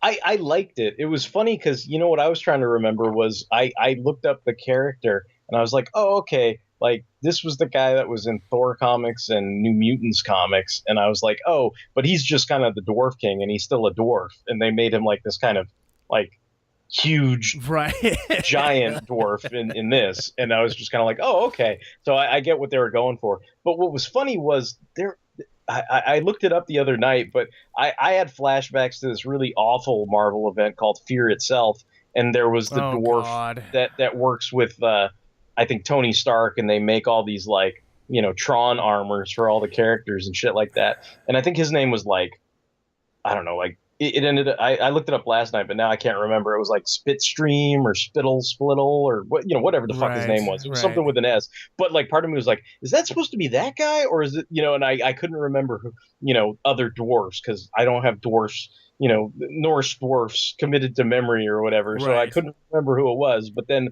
when I looked it up, I was like, oh, okay. Well, like, because I was looking up all his appearances, and I went, holy shit, like he appeared in Cable's first appearance. And I was like, oh, that makes sense now, because like they had Danny Moonstar, you know, and she was always tied to the Asgardian. So it's like they were on Asgard as Cable was rolling into the comics. And I was like, oh, okay, I get it. There he is. And he's just like hanging out with all the New Mutants kids and stuff like that. So it wasn't a very good miniseries, but like it made me think of that for like 2 seconds.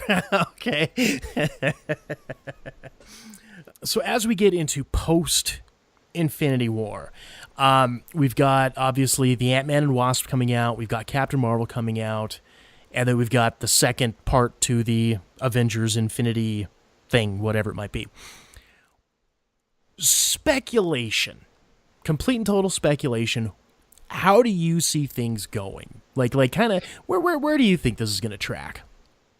Well, I mean, I think you're gonna see like I'm kind of wondering what there's two options. I think the options are if this is the last hurrah for guys like Robert Downey Jr. and Chris Evans and stuff like that, then you have the option to recast those characters kind of a la James Bond and keep moving along with the Marvel train and everything, and maybe introduce other characters and this and that.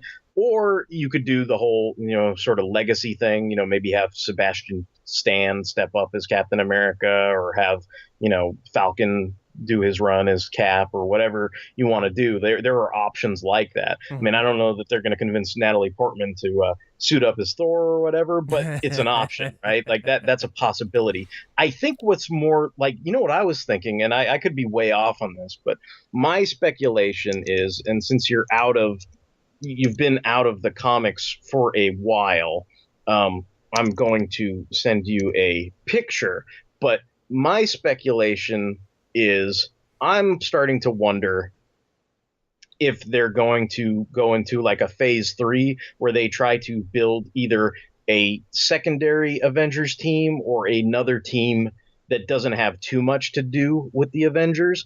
And what I would think at this point would be the easiest thing to do, given their lineup, is there's a title called The Ultimates that was, I think, part of the, I don't know if it was Marvel Now or whatever, but basically they were supposed to be like these kind of, how do I explain it? They were going to be these proactive superheroes that were going to solve problems before they happened, and they were almost kind of like intergalactic watchguards for Earth and all this kind of stuff. And the reason why I say it'd be kind of easy to put them together now, or at least close to easy, is you've got a Captain Marvel Carol Danvers movie in the pipeline. You have a successful, like, what is it, like the top third or second movie, like with Black Panther, like that's made this shit ton of money. So you've got those two characters pretty solidified at this point. I think with Captain Marvel, the Carol Danvers movie, I'm pretty sure Monica Rambeau is a character in that, and she, of course, was Captain Marvel at one point, and I think she goes by like Pulsar now or something like that. Photon or something like that. Yeah, she's gone by a couple different names, but basically she's Monica Rambeau, and that's who's like right next to Black Panther in that cover image I showed you. And then the other two characters are Miss America and Blue Marvel. So I mean, I could see them finagling certain things. I mean, either they could make an Avengers lineup including Black Panther and Captain Marvel, and then like Sebastian Stan as Captain America or something like that, and just kind of tweak the Avengers lineup. Or they could actually go towards like a different phase where they try to put together another team that's going to be basically like, make Black Panther the Tony Stark of this phase, and kind of, or Captain Marvel the Tony Stark of that phase, like one of those characters, and sort of move forward with them as the linchpin where, they built like, I don't know, some other big gigantic thingamabob that happens. I mean, what I would like to see, but probably won't happen because they do tend to throw away a lot of their villains, is I would love to see if they try to, bring back Zemo and try to introduce in the next couple phases some villains that they don't kill off or aren't as one-dimensional, and maybe make some kind of Masters of Evil, and then maybe go a Thunderbolts thing, something like that. Like that's something that I'd be keen to see, but I don't know that that's in the cards or in the pipeline or anything. Well, I mean, it should be. Final note on the Infinity, the Infinity War stuff here. Who do you think is the better Thanos, the comic book version or the movie version? I'm a mark for the comic version. I mean, I'd say anything written by Jim Starlin, and there have been a number of ongoing series. I know you were surprised by the one that we covered recently, but there are other ongoing series that were actually written by Starlin too. So, and there's a bunch of original graphic novels that have come out over the last couple of years and stuff like that. I think anything written by Starlin is pretty on the mark as far as Thanos goes. I think the only things, like, I really liked everything Jonathan Hickman did with the Avengers, and in turn, when Thanos showed up in his runs, whether it was Infinity or otherwise, like, I think he had a good handle on the character. And the only person I wasn't too sure about, and he's kind of been hit or miss with me, but like Jason Aaron has written some really good comics that I've enjoyed, but he's also kind of written some stuff that I wasn't too keen on. And I think his Thanos it's interesting. I think I compared him to Hannibal Lecter at one point in that other podcast, but I think it's the Aaron run is just more. It's like Thanos became less Lecter and more who was the guy in Silence of the Lambs? The not Lecter, but the guy that Jodie Foster was Buffalo after. Bill. Buffalo Bill. I feel like when Jason Aaron wrote Thanos, he went a little more Buffalo Bill than Hannibal Lecter, and I wasn't comfortable with that. So like those are some of the caveats I would espouse. There wasn't some crazy ass Thano tuck scene, was there? Well, I don't know. Comics are kind of crazy these days. I'm not going to go that far, but I think I feel. I am resigned in the fact that my comparison is sound. I believe it's sound. That's all I'll say. I think for my sensibilities, and here again, it's kind of one of those deals where I have my own rule of, comparing the comics to the movies is kind of apples and oranges. And I've had that mentality since the Keaton Nicholson Batman came out. And I was almost going to go batshit crazy because Joker never killed Batman's parents. But you got to realize it's the movie, and it's the movie, and that's where that storytelling has to take place. So I kind of have that thing there. I almost give a slight nod to the movie version of Thanos for just really one simple reason. The motivations of the comic book Thanos, or at least the comic book Thanos that I know and love, is solely that he wants to curry favor with Mistress Death. And in order to do that, he has to wipe out half of the known, half of the universe, half of the universe's living creatures. And for its time and all of that, because you got to remember, at that point in time, it was very rare where you had true depth of character. Depth of character at that point was basically if they were using more than 3-syllable words. And to me, Thanos was really the ultimate badass. It was his own fucking name. Thanos is Greek for death, So, you understood how badass and important and vile that this villain truly was. But to me, the motivations of Thanos that were presented in Infinity War,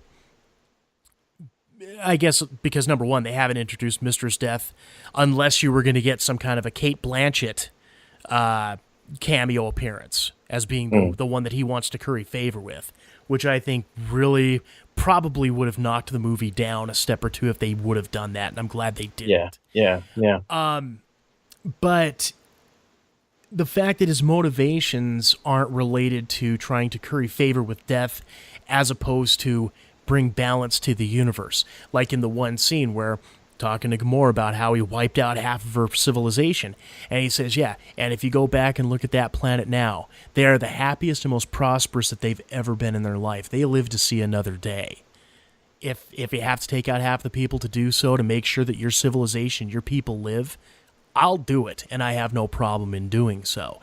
And that's when he takes the little miniature spear that he gives to her and shows it's all about balance. It's about balance.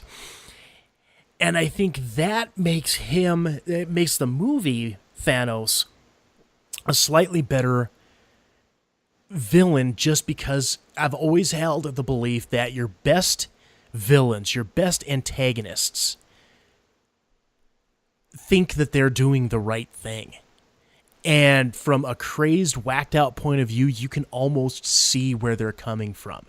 And here again, I think that also gives the movie Thanos a hell of a lot more relatability and a lot more legs than a lot of the previous Marvel movie characters. Shit. Yeah. Aside from Loki, there's not a whole lot of other real oomph villains that have been presented to us.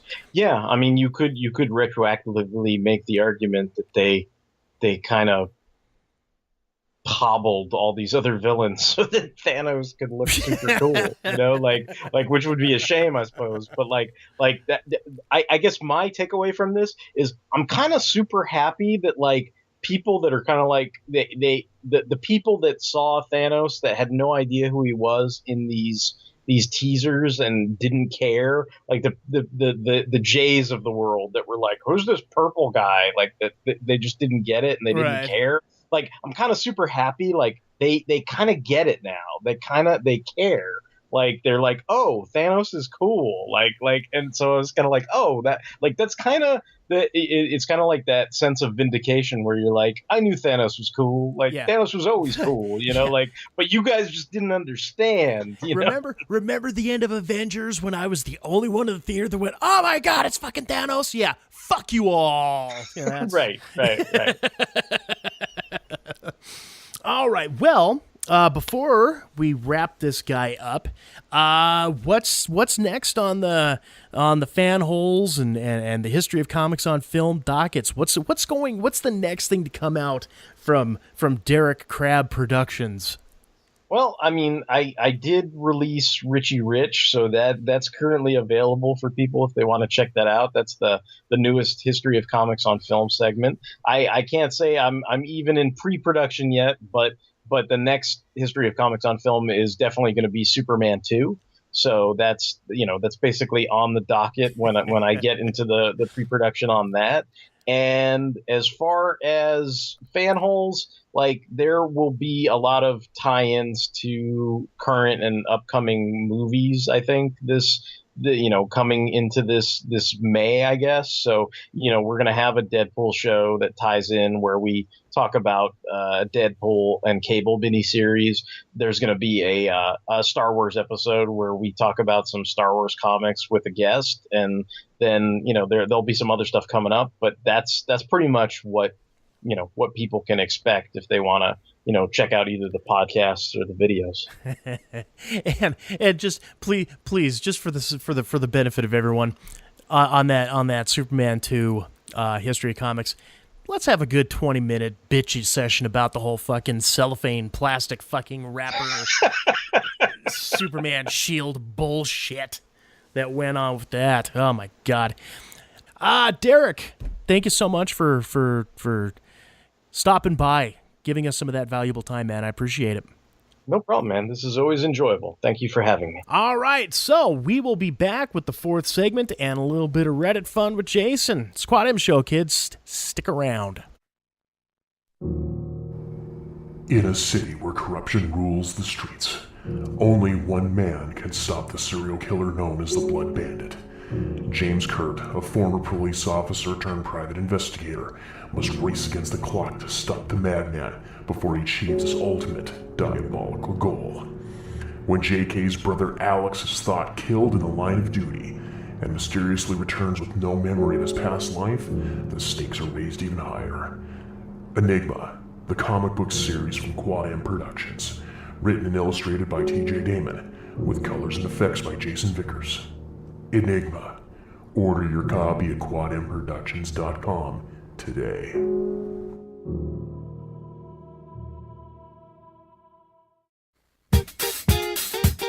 You're listening to the Quad M Show. Segment 4. Welcome back to the fourth and final segment of this here Quad M Show. We are your hosts. I'm TJ. And Jason. And this segment is brought to you in part by DeeplyDapper.com. Now, you've heard us go on and on about all the wonderful swag you can pick up over there at DeeplyDapper.com, whether it's original art prints and books, vinyl wrapped metal flasks, custom key hangers, and light switch plates, as well as those handmade soaps, all based on your favorite nerd world pop culture properties. But there is so much more. Get on over there today at DeeplyDapper.com. Check out new episodes of the 3D Podcasket, as well as the Robot Kraken podcast. They're back recording. They're going miles an hour. I haven't seen any posts here recently because he went into social media shutdown to avoid Infinity War spoilers. Ah. Good on him, I say. don't let yourself get spoiled, because this movie, you don't want spoilers. You don't want to lose that knee-jerk reaction when shit starts going down. So what are you waiting for, kids? Get on over there. Visit Chris and all the wacky shenanigans he does over there at deeplydapper.com. Once again, deeplydapper.com. Better living through tentacles. Tentacles. Can't wait for when that boy posts that says that he says he's seen the movie, so I can have somebody else talk. Well, it was funny. I think I was talking to you about this a little bit earlier, and I know that we're kind of always chewing the food twice here, because I'll talk to you off air and then I'll talk about it again on air. So it seems like but the kids haven't heard it yet. Huh. No, so after I posted the Quad M knee-jerk movie review of Avengers Infinity War, and it was just pretty succinct and to the point. It was holy fucking balls. I put effing because, we do have kids that tune in from time to time too. I tend to tone the language down just a wee bit on the old Book of Face and Twitter. But you get on here, fuck, get it all out. But no, I said holy fucking balls. Words cannot express the level of awesomeness that this movie is. 5 out of 5. A lot of shit was running through my head while this movie was going on, as far as how are they going to fucking pull this off? Because you don't have A, B, and C that's happened before. So it's going to be interesting for future movies. You know what else is always interesting in the future? Reddit fun with Jason. The Reddit board. All right.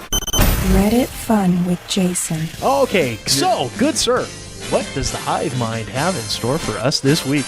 Blasphemy. Yeah, that's always a good time. It is. I love blasphemy. All right. If Jesus opened a strip club, what would its name be? Now, we had kind of talked about it outside a little bit, and I think really the only really decent, halfway decent one we came up with was the Resurrection. Yeah, the Resurrection. Other than that, I'm sure the Borg is going to have way better ones than we do. Okay, let's see what the Borg has. Quickie. Hey. Hey. I guess we become one with the Borg. Right. Cersei 01 Lannister. Resurrection. Yes! Winner! All right. Ladies and gentlemen, thank you once again for tuning into the Quad Show. Feels like you waited 1,000 years to make this joke. Nicey. Oh, yeah. Salty dog. Magdalene's. Oh, God. Well, she was a hooker. Right? Apathy TX says, come all ye sinners. Oh, God. Don't tell me. C-U-M? Duh. Violator 92 says, the burning bush.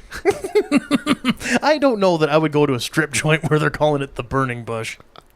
Ooh, smells like chlamydia. Oh. Joe, man, that's the nastiest thing. Broken Silence 32.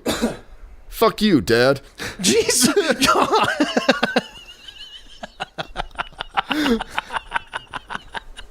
Awesome. I love you, Borg. Concept to creation says loaves and fishnets. Loaves and fishnets. I was almost thinking concept. What was it? Concept to create. I thought that was going to be the name of the strip joint.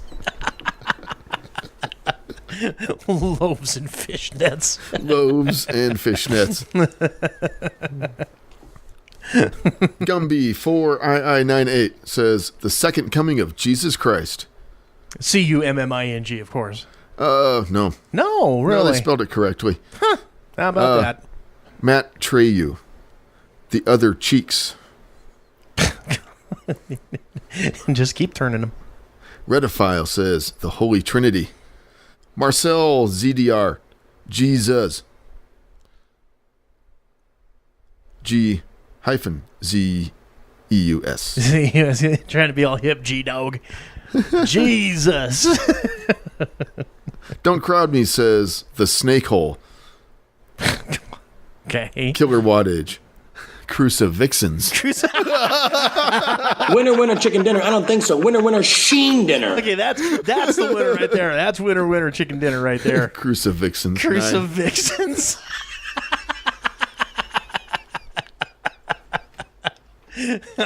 Oh, no, dude.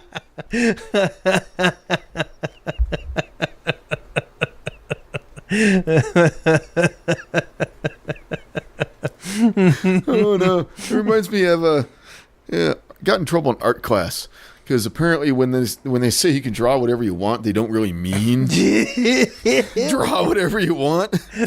What did little Jason draw? This was high school art class. So what did mid-level Jason draw?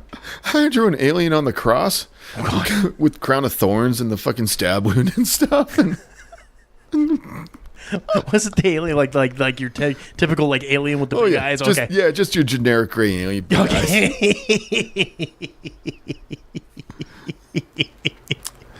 Not as many people liked it as I thought. I thought it was genius. Oh, imported says spreading the gospel.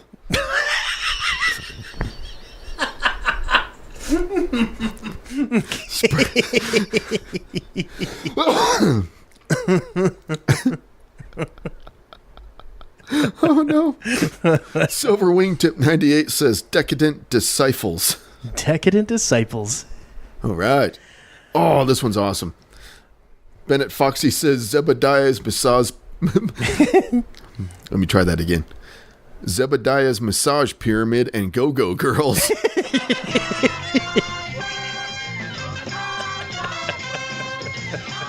Wizard King 70 says, by these strips you are healed.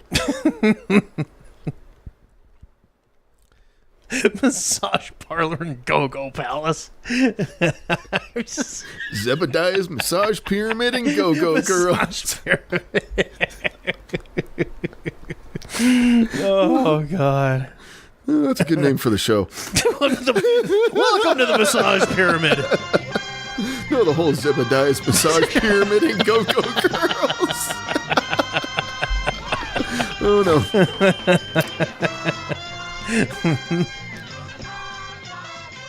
James R. Black says second comers. AABA 200 beats per minute. Oh, ABBA 200 beats per minute. Hail Mary. Zip Zap 21 Heaven on Earth. I am Kuato says Sodom and Gomorrah all male review. Oh God. Well, he didn't specify gender. Frankly, I'm surprised so many of you think an unmarried 30-something who spends all his times with guys would open up a hetero joint with female dancers. Seems unlikely to me. W.I. Water says nailed to your seat. Big Leonard, Parable of the Sluts. Akos Foos Stripmata. Stigmata. Yes, Stripmata, stigmata. Stigmata is stripmata. Yes. Yeah. I got that. I got it. It just kind of, yeah. Crucifixins. Still That's awesome. Ass. Crucifixins. Oh. What do we got? PM Me Kev's chili recipe says, blessed are the peace shakers.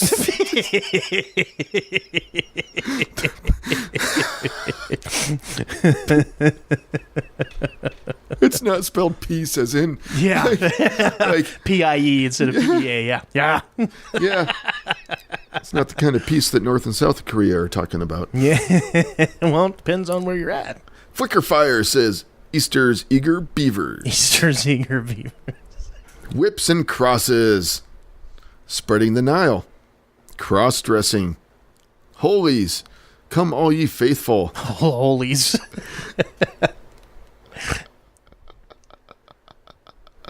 And Jenny Ad 20 says, Mary's Cherry. Oh, congratulations, kids. You're listening to the episode that will officially guarantee our ticket to hell. That's pretty much what I'm thinking right about now. Ice Cream Poop. Last one says, 72 virgins and Mary.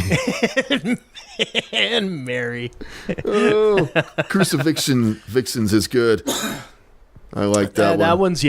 That one's the winner. That Crucifixens, that's the winner. Crucifixens. Jesus Christ. Oh, once again, Hive Mind, thank you. Thank you so much for giving us making us realize that we're not as degenerate as we think we are. You'll kick our ass every time.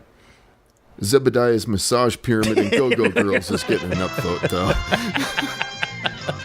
Think we can rework that somehow into a t-shirt? Yeah?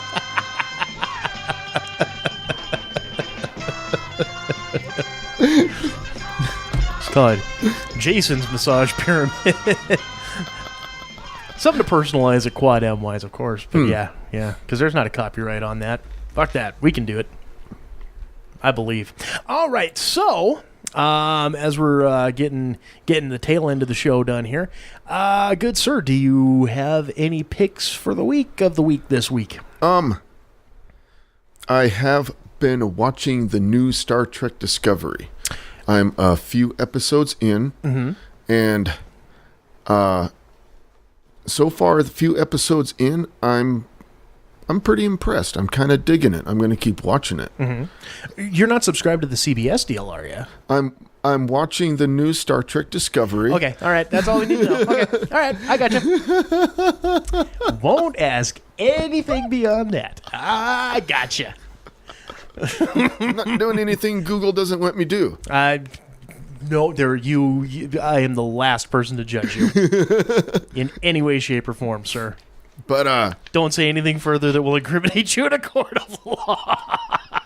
But anyways. So it's good. Is it like a prequel thing? Does it take place before the events of the first Star Trek series, or it's I'm kind of confused on the whole Star Trek timeline is right now. I think it's Let's Google it. Let's Google. What the hell?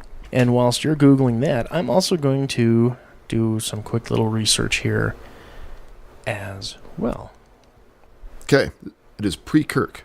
So far, it's the story about this girl, but her name is Michael Durham, something like that. Okay.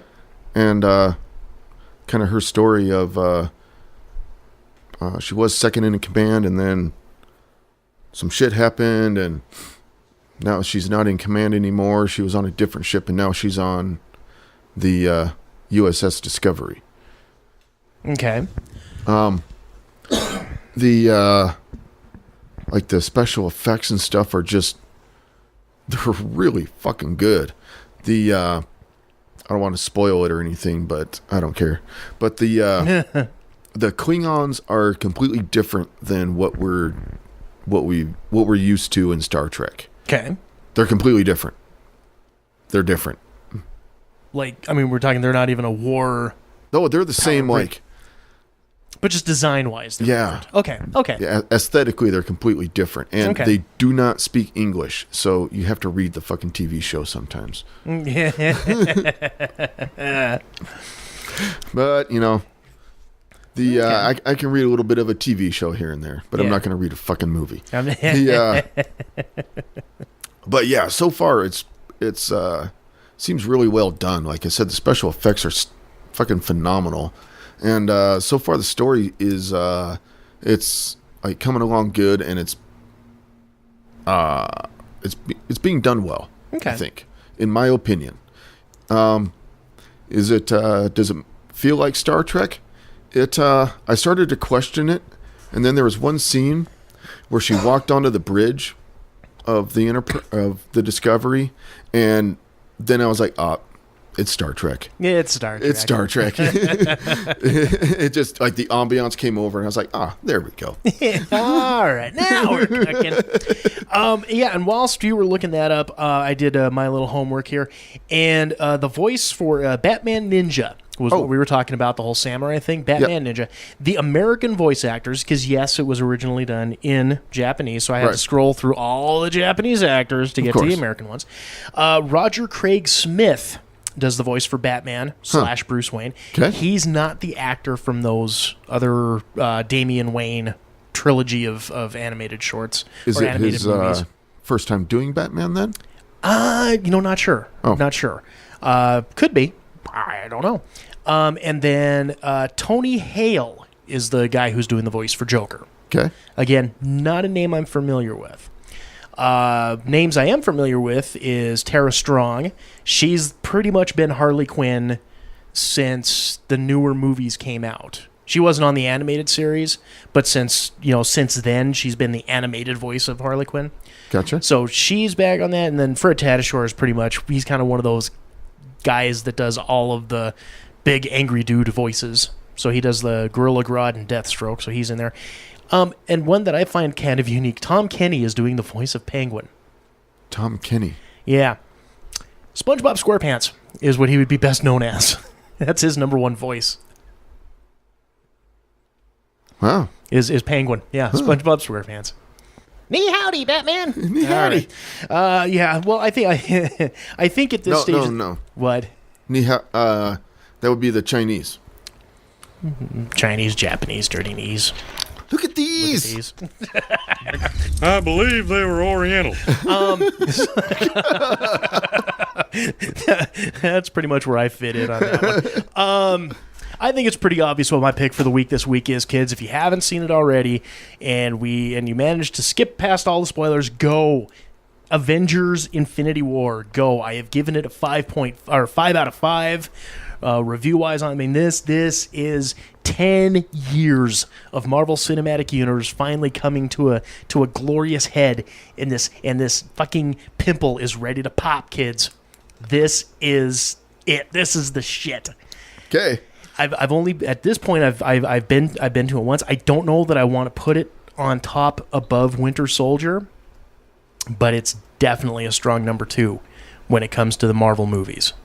It's really fucking good. So get out there and go now. Turn off the podcast. Go. So that's my pick for the week this week. Avengers: Infinity War. Yes. Okay. Yes. All right. Well, good sir. Do we have anything left to pimp, promote, propagate, or pander this evening? We might as well throw in another free run for Chris over at tpdown.com. Better living through 10 tickles. 10 tickles. What the hell? What's one more? Get on out there. B is for boomstick, kids. Celebrate the glorious work of Bruce Campbell. And I really want to thank him for the new term, and I can put into my vernacular here, is the clan handle. The clan handle. Well, you can't spell clan without Clanahan. All right. I'm sorry.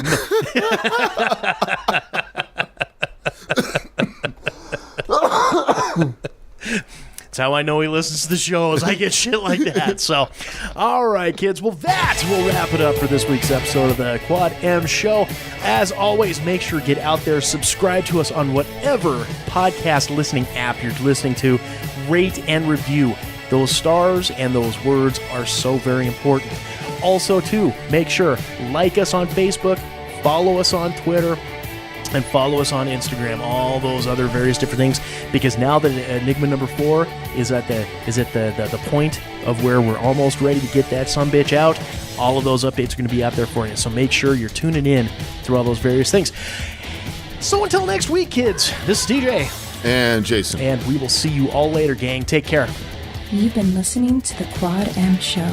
Copyright 2018, Quad M Productions. If you have any comments, questions, queries, quibbles, or concerns, email us at quadmcomics@gmail.com or find us on Twitter at quadmcomics.